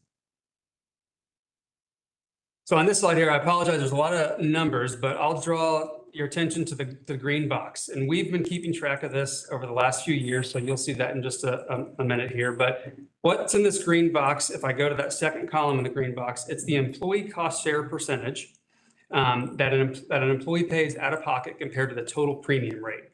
So for instance, an employee only in your conventional POS plan pays 31% of the cost share. Down the line, that goes to 34% for families. If I compare that to benchmarks, so the benchmark plan design or the benchmark cost is 11% for an employee only, all the way down to a 30% for a family. If we look at your high deductible health plans that come with HSAs, that's your select and value plan. Your select plan has an employee only cost share of 23% all the way down to 26% for family. And your value plan is at 10% for an employee only and 14% to family. If we compare that to the high deductible health plan benchmarks, which you see on the far right over there, the last column, that cost share range generally goes from 15% to 26%. So what I'm looking at here, you guys are right in the ballpark for a conventional POS plan. You are higher on the employee only level, but there's some historical reasons for that. When it comes to the high deductible health plans that you offer one that's more rich than the other, the select plan, and it costs a little bit more, but it's still pretty close to benchmarks. And then you offer a pretty affordable one in the value plan that has higher deductibles and out of pockets, for instance. So we've had this strategy of maintaining cost share and maintaining plan design, frankly, too, for the last few years. It's our recommendation to continue that because we're getting very close to that annual strategy goal. So if I go back to 2023, the conventional POS employee cost share was 39 to 43%. Your CHS Select ranged from 29 to 33, and the value was at 16%. Fast forward to 2026, now employees pay 31 to 34% for the POS plan. The Select plan is 23 to 26, and the value is 10 to 14. So we've seen increases in healthcare costs over that time. Employees have maintained the same contribution, which means their cost share goes down, and Athens has absorbed basically that additional cost. So if we compare that to, again, those benchmarks on the far right over there, you offer a very competitive 3-plan offering, different types of plans for different types of risks and buyers. In your conventional POS is right around benchmark, the exception of the employee only tier. Your select and value plans, I would argue, are very competitive, especially because you also give HSA funding to folks in those as well, too.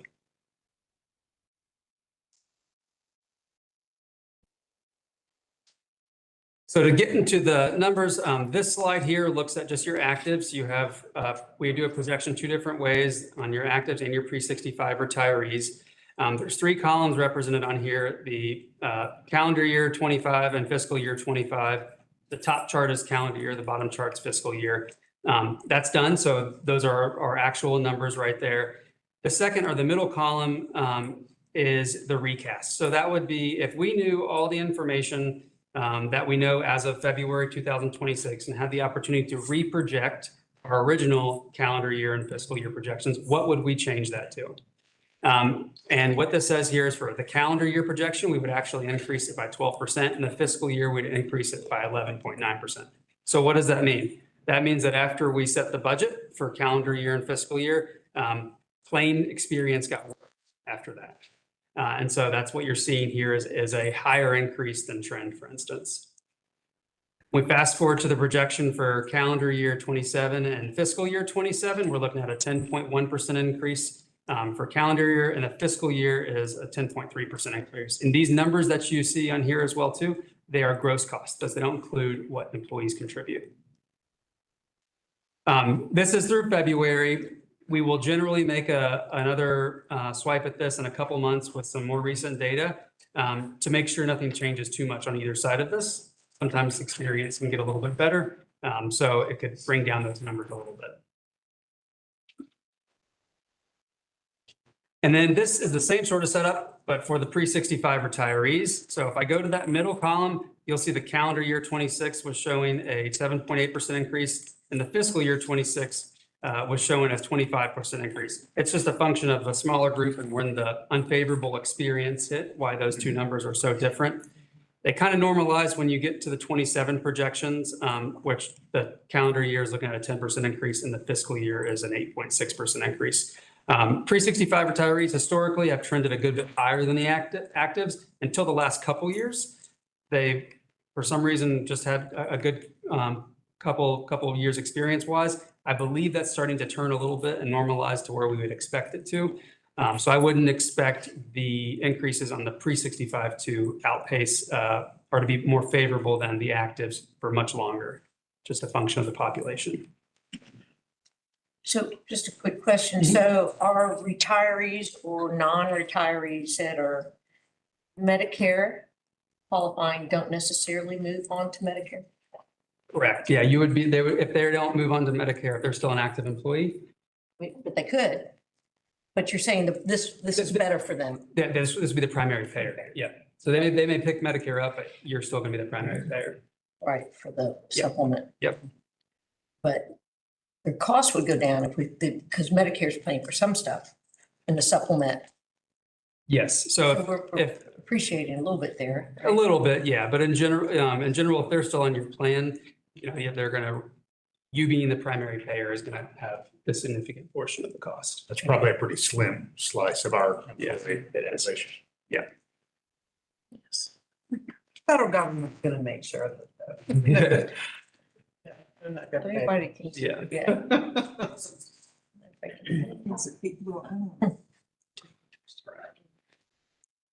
So this is a renewal overview. There's a lot of words on here. I won't go through all of them, but it leads into the marketing initiatives that we're currently underway. So to highlight a couple of items, you have Anthem for both medical and pharmacy. It says Carillon there. That's just Anthem's version of their pharmacy benefit administrator. So everything is quote unquote bundled with Anthem today. That is up for renewal as of 1/1/2027. You also are up for renewal for the dental, which is with Cigna. There's a rate cap for 1/1/27, but you still have to go through a renewal process. The other one I'll highlight on here under income protection, these are things like disability products, life insurance. Some of those are employer paid and some of them are employee paid, and then voluntary benefits. Those are all with Unum, and those are up for renewal on January 1st of 27.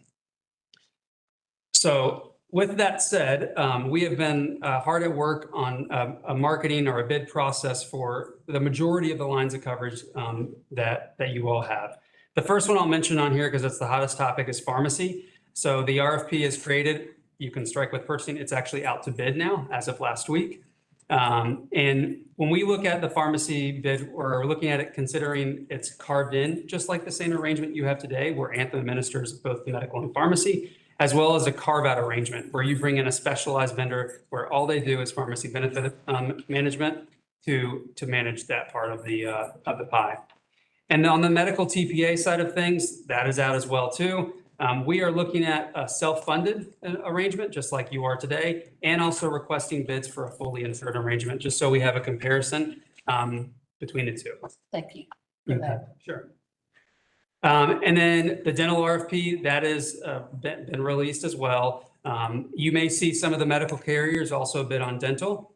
And just like medical bidding on dental, some of the life, disability, and voluntary benefits, those carriers also do play in the dental space as well too. So some of those will bid on both life, disability, voluntary benefits, and dental as well. I've got a timeline here to talk about when we'll probably get some of those results back, but it's officially out on the market. We've already gotten questions back from some vendors, so exciting to get ready to see those results.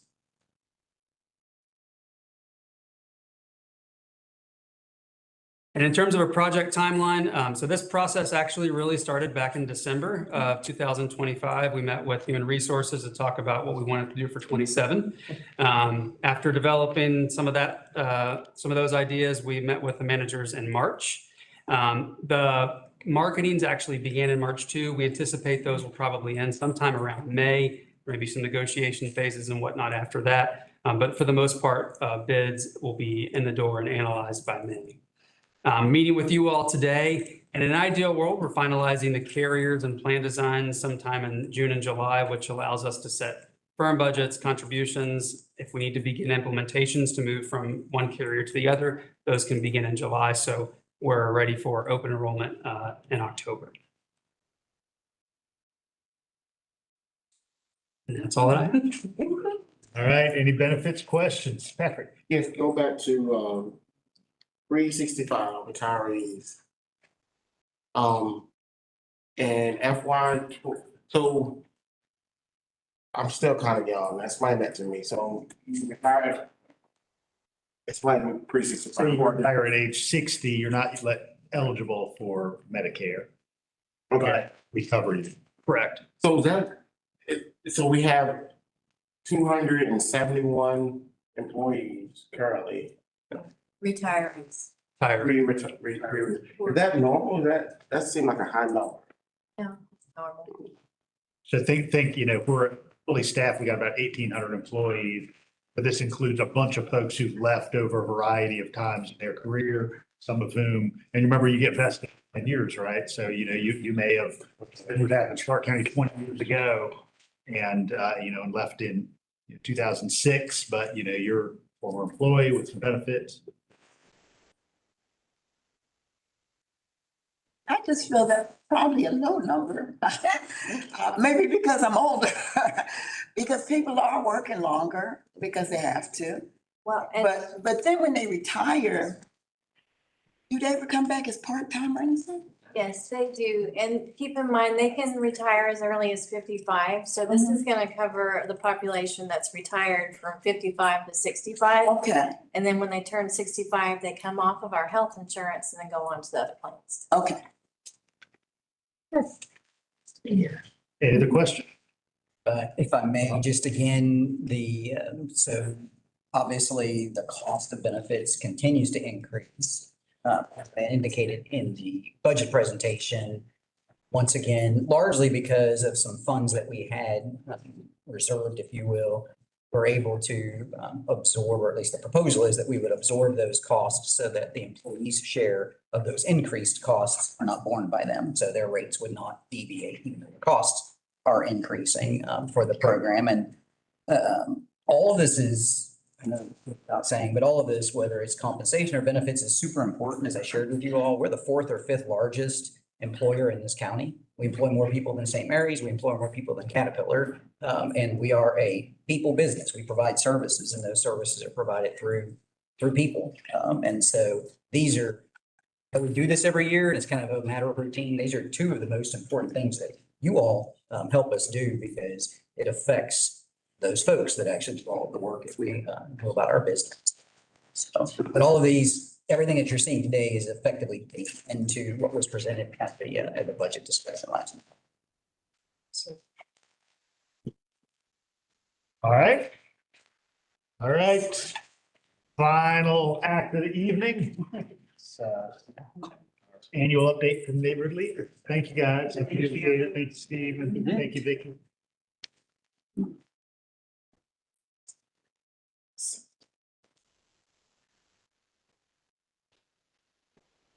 Don't tell me that. I mean that. Thank you.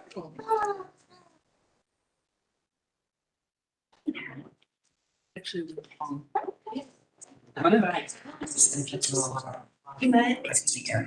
Thank you.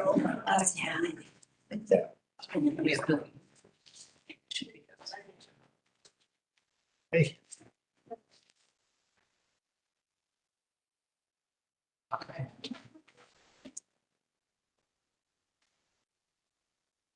See.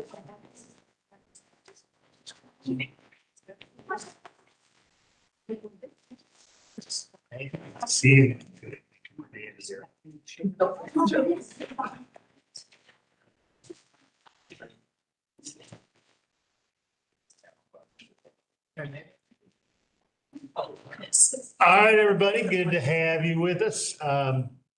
Given our longstanding partnership with Family Connection Community and Schools, they come to us annually to update us on the neighborhood leaders work that they do.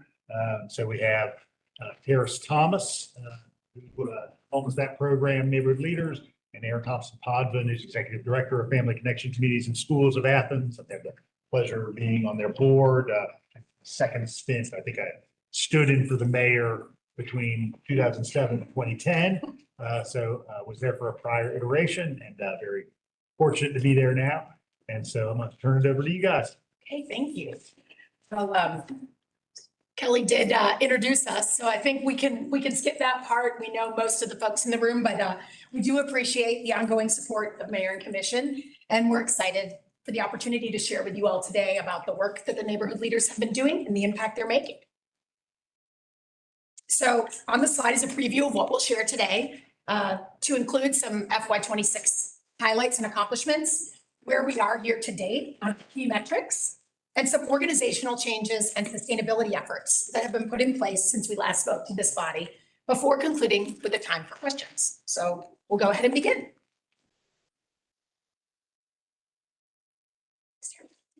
I'd like to set the stage today with these three numbers.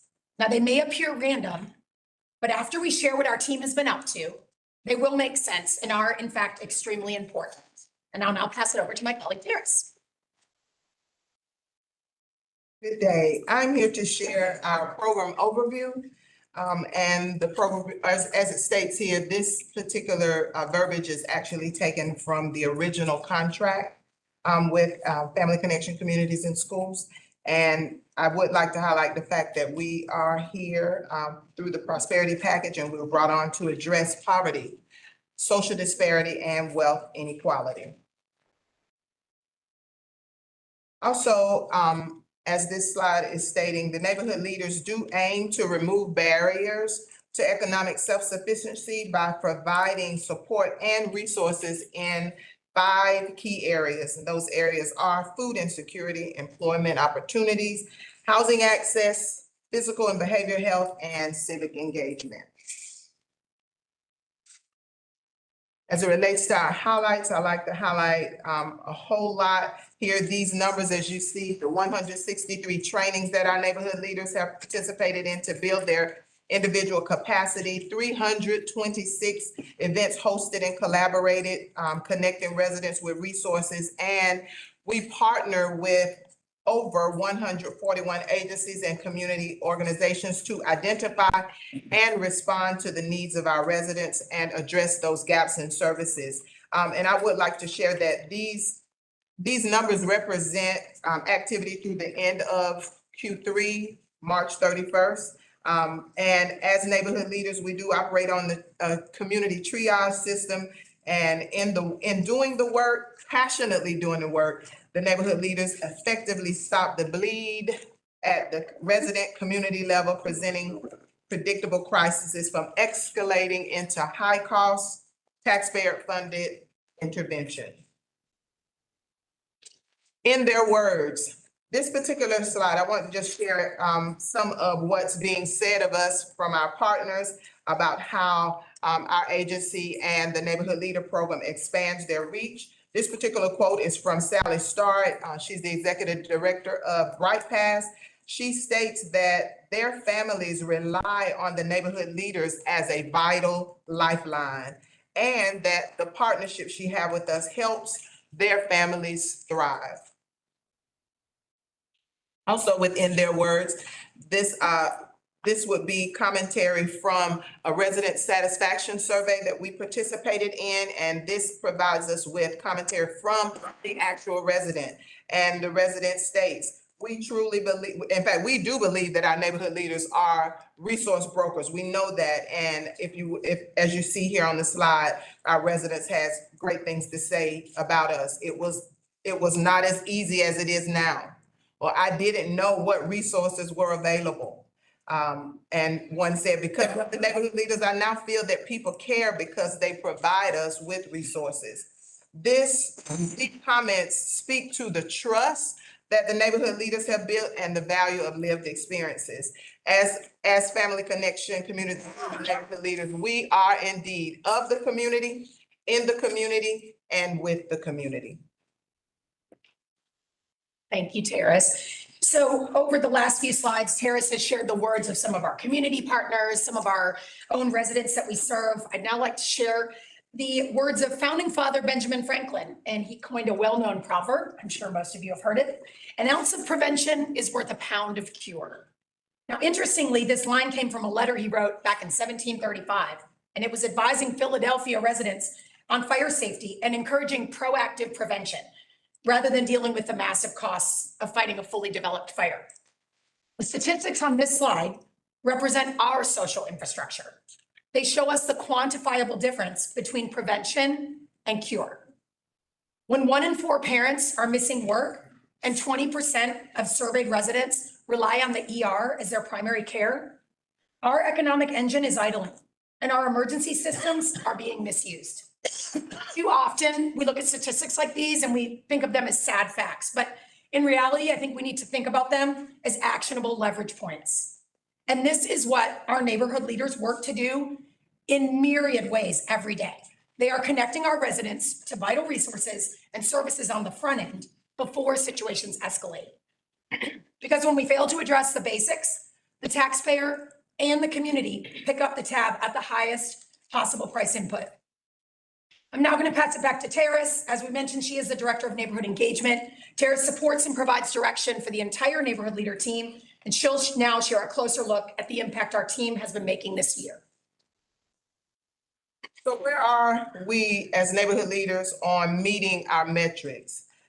These numbers represent our progress toward our annual goals as stated earlier through Q3 of the fiscal year 26 as of March 31st, last month.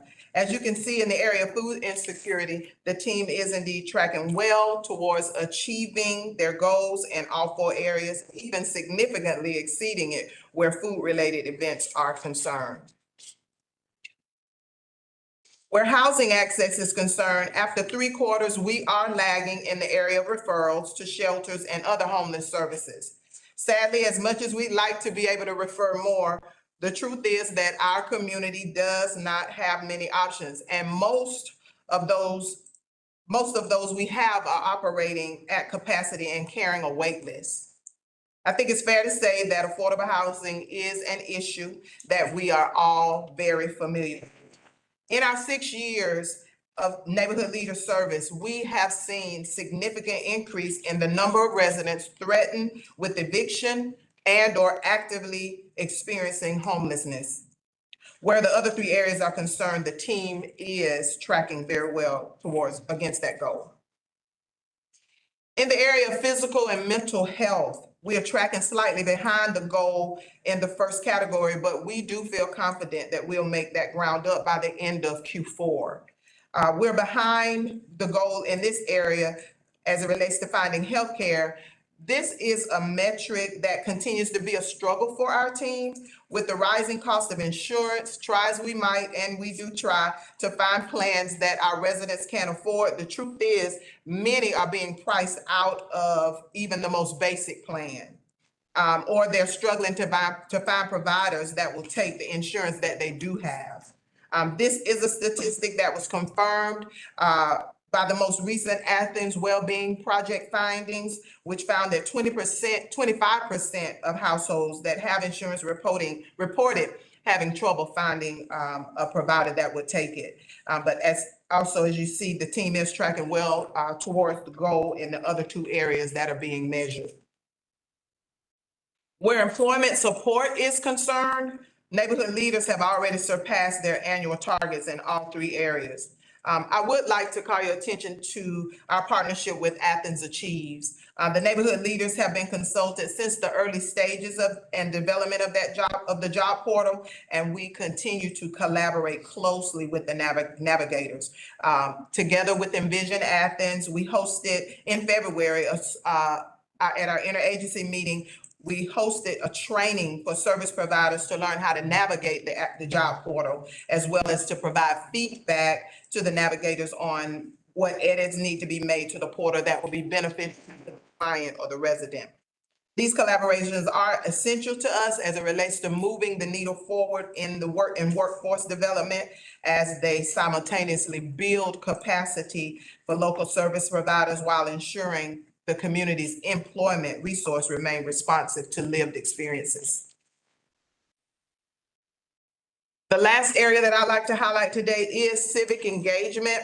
While there are no specific numeric goals metric, you will see that there is a great deal of education and awareness about voter registration taking place. This is largely taking place as we work with residents in the Georgia Gateway system, as well as through referrals to agencies like the Economic Justice Coalition, for whom that is their primary focus. We're also very pleased with the great deal of commissioner engagement that our neighborhood leaders have had and do have and will continue to have. We would certainly love to see that number, however, increase to 100%. We continue to invite commissioners, the respective commissioners, to join us at our events, canvassing opportunities, and connected group meetings. In fact, we are always open for a call or face-to-face conversation to discuss the trending needs of our zones and the community residents who are our shared constituents. In their words again, we would be remiss if we did not take a moment to highlight the voice of those doing the work every day, and that is our neighborhood leaders, to whom we are so happy to have with us today. This is a quote from Sade, the neighborhood leader in the game zone. And you could read that there. I don't want to read it to you, but if in reading it, if there's anything you'd like to take from that, from what Sade is sharing, we hope it would be an understanding of the critical value of trust, the trust she's built not only with her residents, but with the agency team as well. I'd also like to highlight that Bridges Out of Poverty, which is the framework that guides our work, it identifies healthy, trusted relationships as a key sustainable resource. And the Advantage Homeless Service Day Center, they truly see Sade as a part of their team, and that's that agency. But there are who would say the same about the awesome neighborhood leaders who are seated behind me. Without question, much like Sally from Bright Path stated, as I shared earlier, that she is extending their reach. Okay, thank you, Terrace. So Terrace has shared a lot of specifics around the neighborhood leaders work, and I now want to zoom out and speak for a moment about FCCIS as a whole. Now, we know that the neighborhood leaders is by far our largest and, dare I say, legacy program, but communities and schools, Thrive, and our role as the Family Connection Collaborative Convener for Clarke County are all important parts of the work we do as well. Last year, we committed to strategic growth, and we are delivering. We've moved from reactive budgeting to a comprehensive fundraising framework that ensures long-term sustainability and less reliance on singular funding streams. Internally, we've codified our core values with 100% staff input and are modernizing our policies and processes. We've also expanded our talent, hiring a director of development and key team members for both CIS and Thrive, while launching a new website and interagency hub to make our resources more accessible. Simply put, we've tightened our operations so we can maximize our impact. Now, when we presented last year, much like today, we were able to share data through the third quarter of FY25. Now, today we want to ensure that we close the loop and share the full impact of our work. Now, the number on the left represents the total number of resident interactions in FY25. And I want to be clear there and say that that is interactions, those aren't individuals. So that could represent multiple interactions with one individual. Now, as demand currently in FY26, I will share that our existing staff is outpacing that volume by approximately 39%. As demand continues to surge, we must consider the risk to those interactions in FY '27 if staffing levels are reduced. A leaner team may be unable to maintain this trajectory and could leave a significant portion of our community without support. Now, the number on the right represents the amount of SNAP benefits that the neighborhood leaders helped to secure for Athens-Clarke County residents in FY '25. And that number is up $500,000 over the amount that they helped folks secure in FY '24. While we're currently pacing on par with this number from FY '25 currently in this year, there are two major factors that are threatening the stability of this in the coming fiscal year. The first is staff reductions. Fewer outreach personnel means fewer residents successfully enrolled. And federal funding shifts. Starting in FY '27, federal reimbursement for SNAP operations will drop significantly. Local agencies will now be required to cover 75% of administrative costs. That is up from the current 50-50 split. What's the bottom line here? We are currently outpacing previous demand by nearly 40%, yet we're facing a perfect storm for FY '27, a convergence of staffing cuts and increased federal costs that threatens catastrophic service gaps. Without adequate support, we risk draining millions in SNAP benefits from our neighbors and removing a vital pillar of stability from the Athens-Clarke County economy. So what are we doing in the face of this uncertainty? Well, I would like to call your attention to the slide. Now, in addition to the things that are there, which we believe are force multipliers, we are thinking about how we can be nimble. At present, we are planning and budgeting for various scenarios. We are very appreciative of the recommendation of flat funding by HCB, and we respectfully hope that that will be considered. But we also see the reality of City Manager Cowell's suggested cuts, and we know that the mayor's budget and ultimately the vote by the commission are yet to come as well. If ongoing discussions lead to significant changes in funding for FY '27, we will plan to submit a contract amendment to HCB for mayor and commission's review and approval. Now, in addition, while we've historically relied on core funding streams, we are intentionally trying to pivot toward a diversified revenue model. This ensures that our impact in Athens-Clarke County can remain consistent, regardless of shifts in any single funding source. To support this growth, we've implemented a new CRM that allows us to manage our donor relationships with much higher precision. We've already seen this pay off. Our December annual appeal, which was the first of its kind on record for our organization, didn't just bring in funds, it also garnered new first-time donors who are now invested in our mission. Our grant pipeline is more active than ever. Since January, we've already submitted 5 proposals, and we have a strategic roadmap to pursue at least 10 additional opportunities through the remainder of this fiscal year and into the coming fiscal year. This is a disciplined, high-volume approach to securing regional and federal support. Recently, we've received some funding from both Prevail for restorative circles to support youth violence prevention and from CBS for diabetes prevention training. Now, while both of these represent modest funding for very specific types of engagement, they are proof that our model is one that partners see as a high impact investment worthy of support. We're also getting creative with community engagement. Our partnership with the Athens Rock Lobsters is a great example of how we're blending local pride and fundraising. And moving into the next fiscal year, we are developing 2 flagship events and new corporate sponsorship tiers to provide businesses with meaningful ways to invest back into the community. We see these as proactive solutions. I'll call them sustainability engines, if you will, to help bridge predicted shortfalls. Now, these are the things we're doing and thinking about now because we know the reality of what is likely ahead. However, we also know that the data shows that there is a cost, a true cost to being nimble. Now, while doing more with less is often praised, it's often seen as virtuous of lean nonprofits, for organizations like ours who are on the front line of poverty, it overlooks that tipping point where forced efficiency becomes systemic fragility. That results in diminished returns, reduced quality of service, and higher long-term societal expenses. That said, because we know that funding cuts are a likely reality, our strategy moving into the next fiscal year is to protect those prevention programs with the highest return on investment, knowing that a reduction in our team will directly correlate to a rise in crises hitting county-funded services. So speaking to return on investment, I want to ask you all to consider something. How do we quantify a crisis that didn't happen? How do we put a price on it?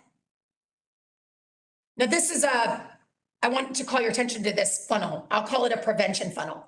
If the top green section represents 2,000 residents who are receiving light touch navigation and prevention, then the middle, the yellow section, would represent 500 residents who are receiving more intensive stabilization. That leaves the red section, the bottom tiniest section. Now that's the small number of residents that still hit that red light crisis stage. Now, what's the message here? If we shrink the middle of the funnel, the bottom overflows into the county budget. And there's that ounce of prevention coming back. Neighborhood leaders identify the families at the yellow light stage before they hit the red light stage. Now, there's also the multiplier effect of our work. You know, as Terrace has shared from the words of our community partners, our collaborative partners rely on us. Now, I'd like to call your attention to the quotes on your handout. I want to thank Allison for handing those out after I sat down and forgot to share them. Hopefully everyone received one, but we have more if you did not. Now, these illustrate how longtime partners view us as trusted collaborators and an essential extension of their own teams, allowing them to reach deeper into communities that they may never could have reached alone. These aren't just kind words on this sheet. They are an acknowledgement that when our capacity is cut, our partners' reach is cut as well. Now, I offer up an example from our partners at the Athens Community Council on Aging. Their SNAP specialist works hand in hand with our neighborhood leaders. When they get a client, they refer them to their respective neighborhood leader, knowing that they will receive thorough guidance through the process. When our numbers are reduced, other agencies' caseloads don't stay the same. They spike. We are a buffer that keeps the system from being overwhelmed. Now, I want to bring you all back to these numbers because I shared these earlier. Now, these numbers represent the average number of calls, emails, and texts, respectively, that our neighborhood leaders team receive every day. These represent individual contacts. These don't take into consideration the subsequent communications once contact is made. Now, one of our neighborhood leaders shared that if you count the back and forth calls, emails, and texts that happen once contact is initiated, for her alone, a typical day probably looks more like 30 calls, 100 emails, and 40 texts every day. Now zoom out, let's look at these numbers again. Zoom out over a month, that's an average of 4,100 calls, more than 4,100 calls, over 3,700 emails, and over 3,300 texts. And these numbers are to say nothing of the face-to-face interactions that happen every day as our neighborhood leaders are moving through their communities. Now, at the sake of sounding hyperbolic, and that is not the intention, these communications have to go to someone. Who are they going to go to? What organizations or departments have the capacity to absorb these? Imagine all of these calls, emails, and texts coming to your phones and inboxes. I know that I cannot imagine that. But there's a person behind every one of those numbers. So we'd like to close today with the words of our residents, because they are the primary architects of this model, and their trust is our most valuable social capital. Now, while we can't put a traditional price on the peace of mind that a mother feels when her WIC or her CAPS is secured, we can absolutely calculate the cost of the alternative. By investing in staff capacity to honor and execute on these needs, we aren't just doing social work. We are performing a high-level system maintenance. As Terrace mentioned, this is a front-end stop loss for our local safety net. It's a strategic investment that stops the bleed before it ever reaches the taxpayer-funded emergency services, and it ensures a resilient future for all of Athens-Clarke County. We want to thank you for your time again today and your attention. We know you have difficult decisions ahead of you. We truly appreciate that. Our hope is that today we've helped move the conversation a bit from helping people, which is so often seen as an expense, to cost avoidance, which is a net savings for all of us. We look forward to our continued partnership with ACC, with strengthening local systems to build a more resilient Athens, where every resident has an opportunity to thrive.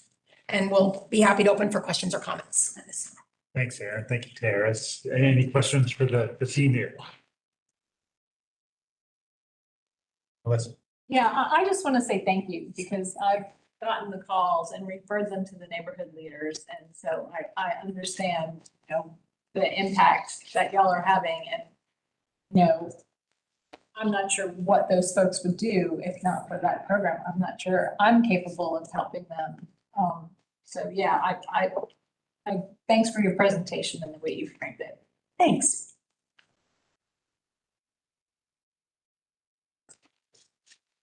Right, we appreciate the great work that you do, and thanks for the whole team.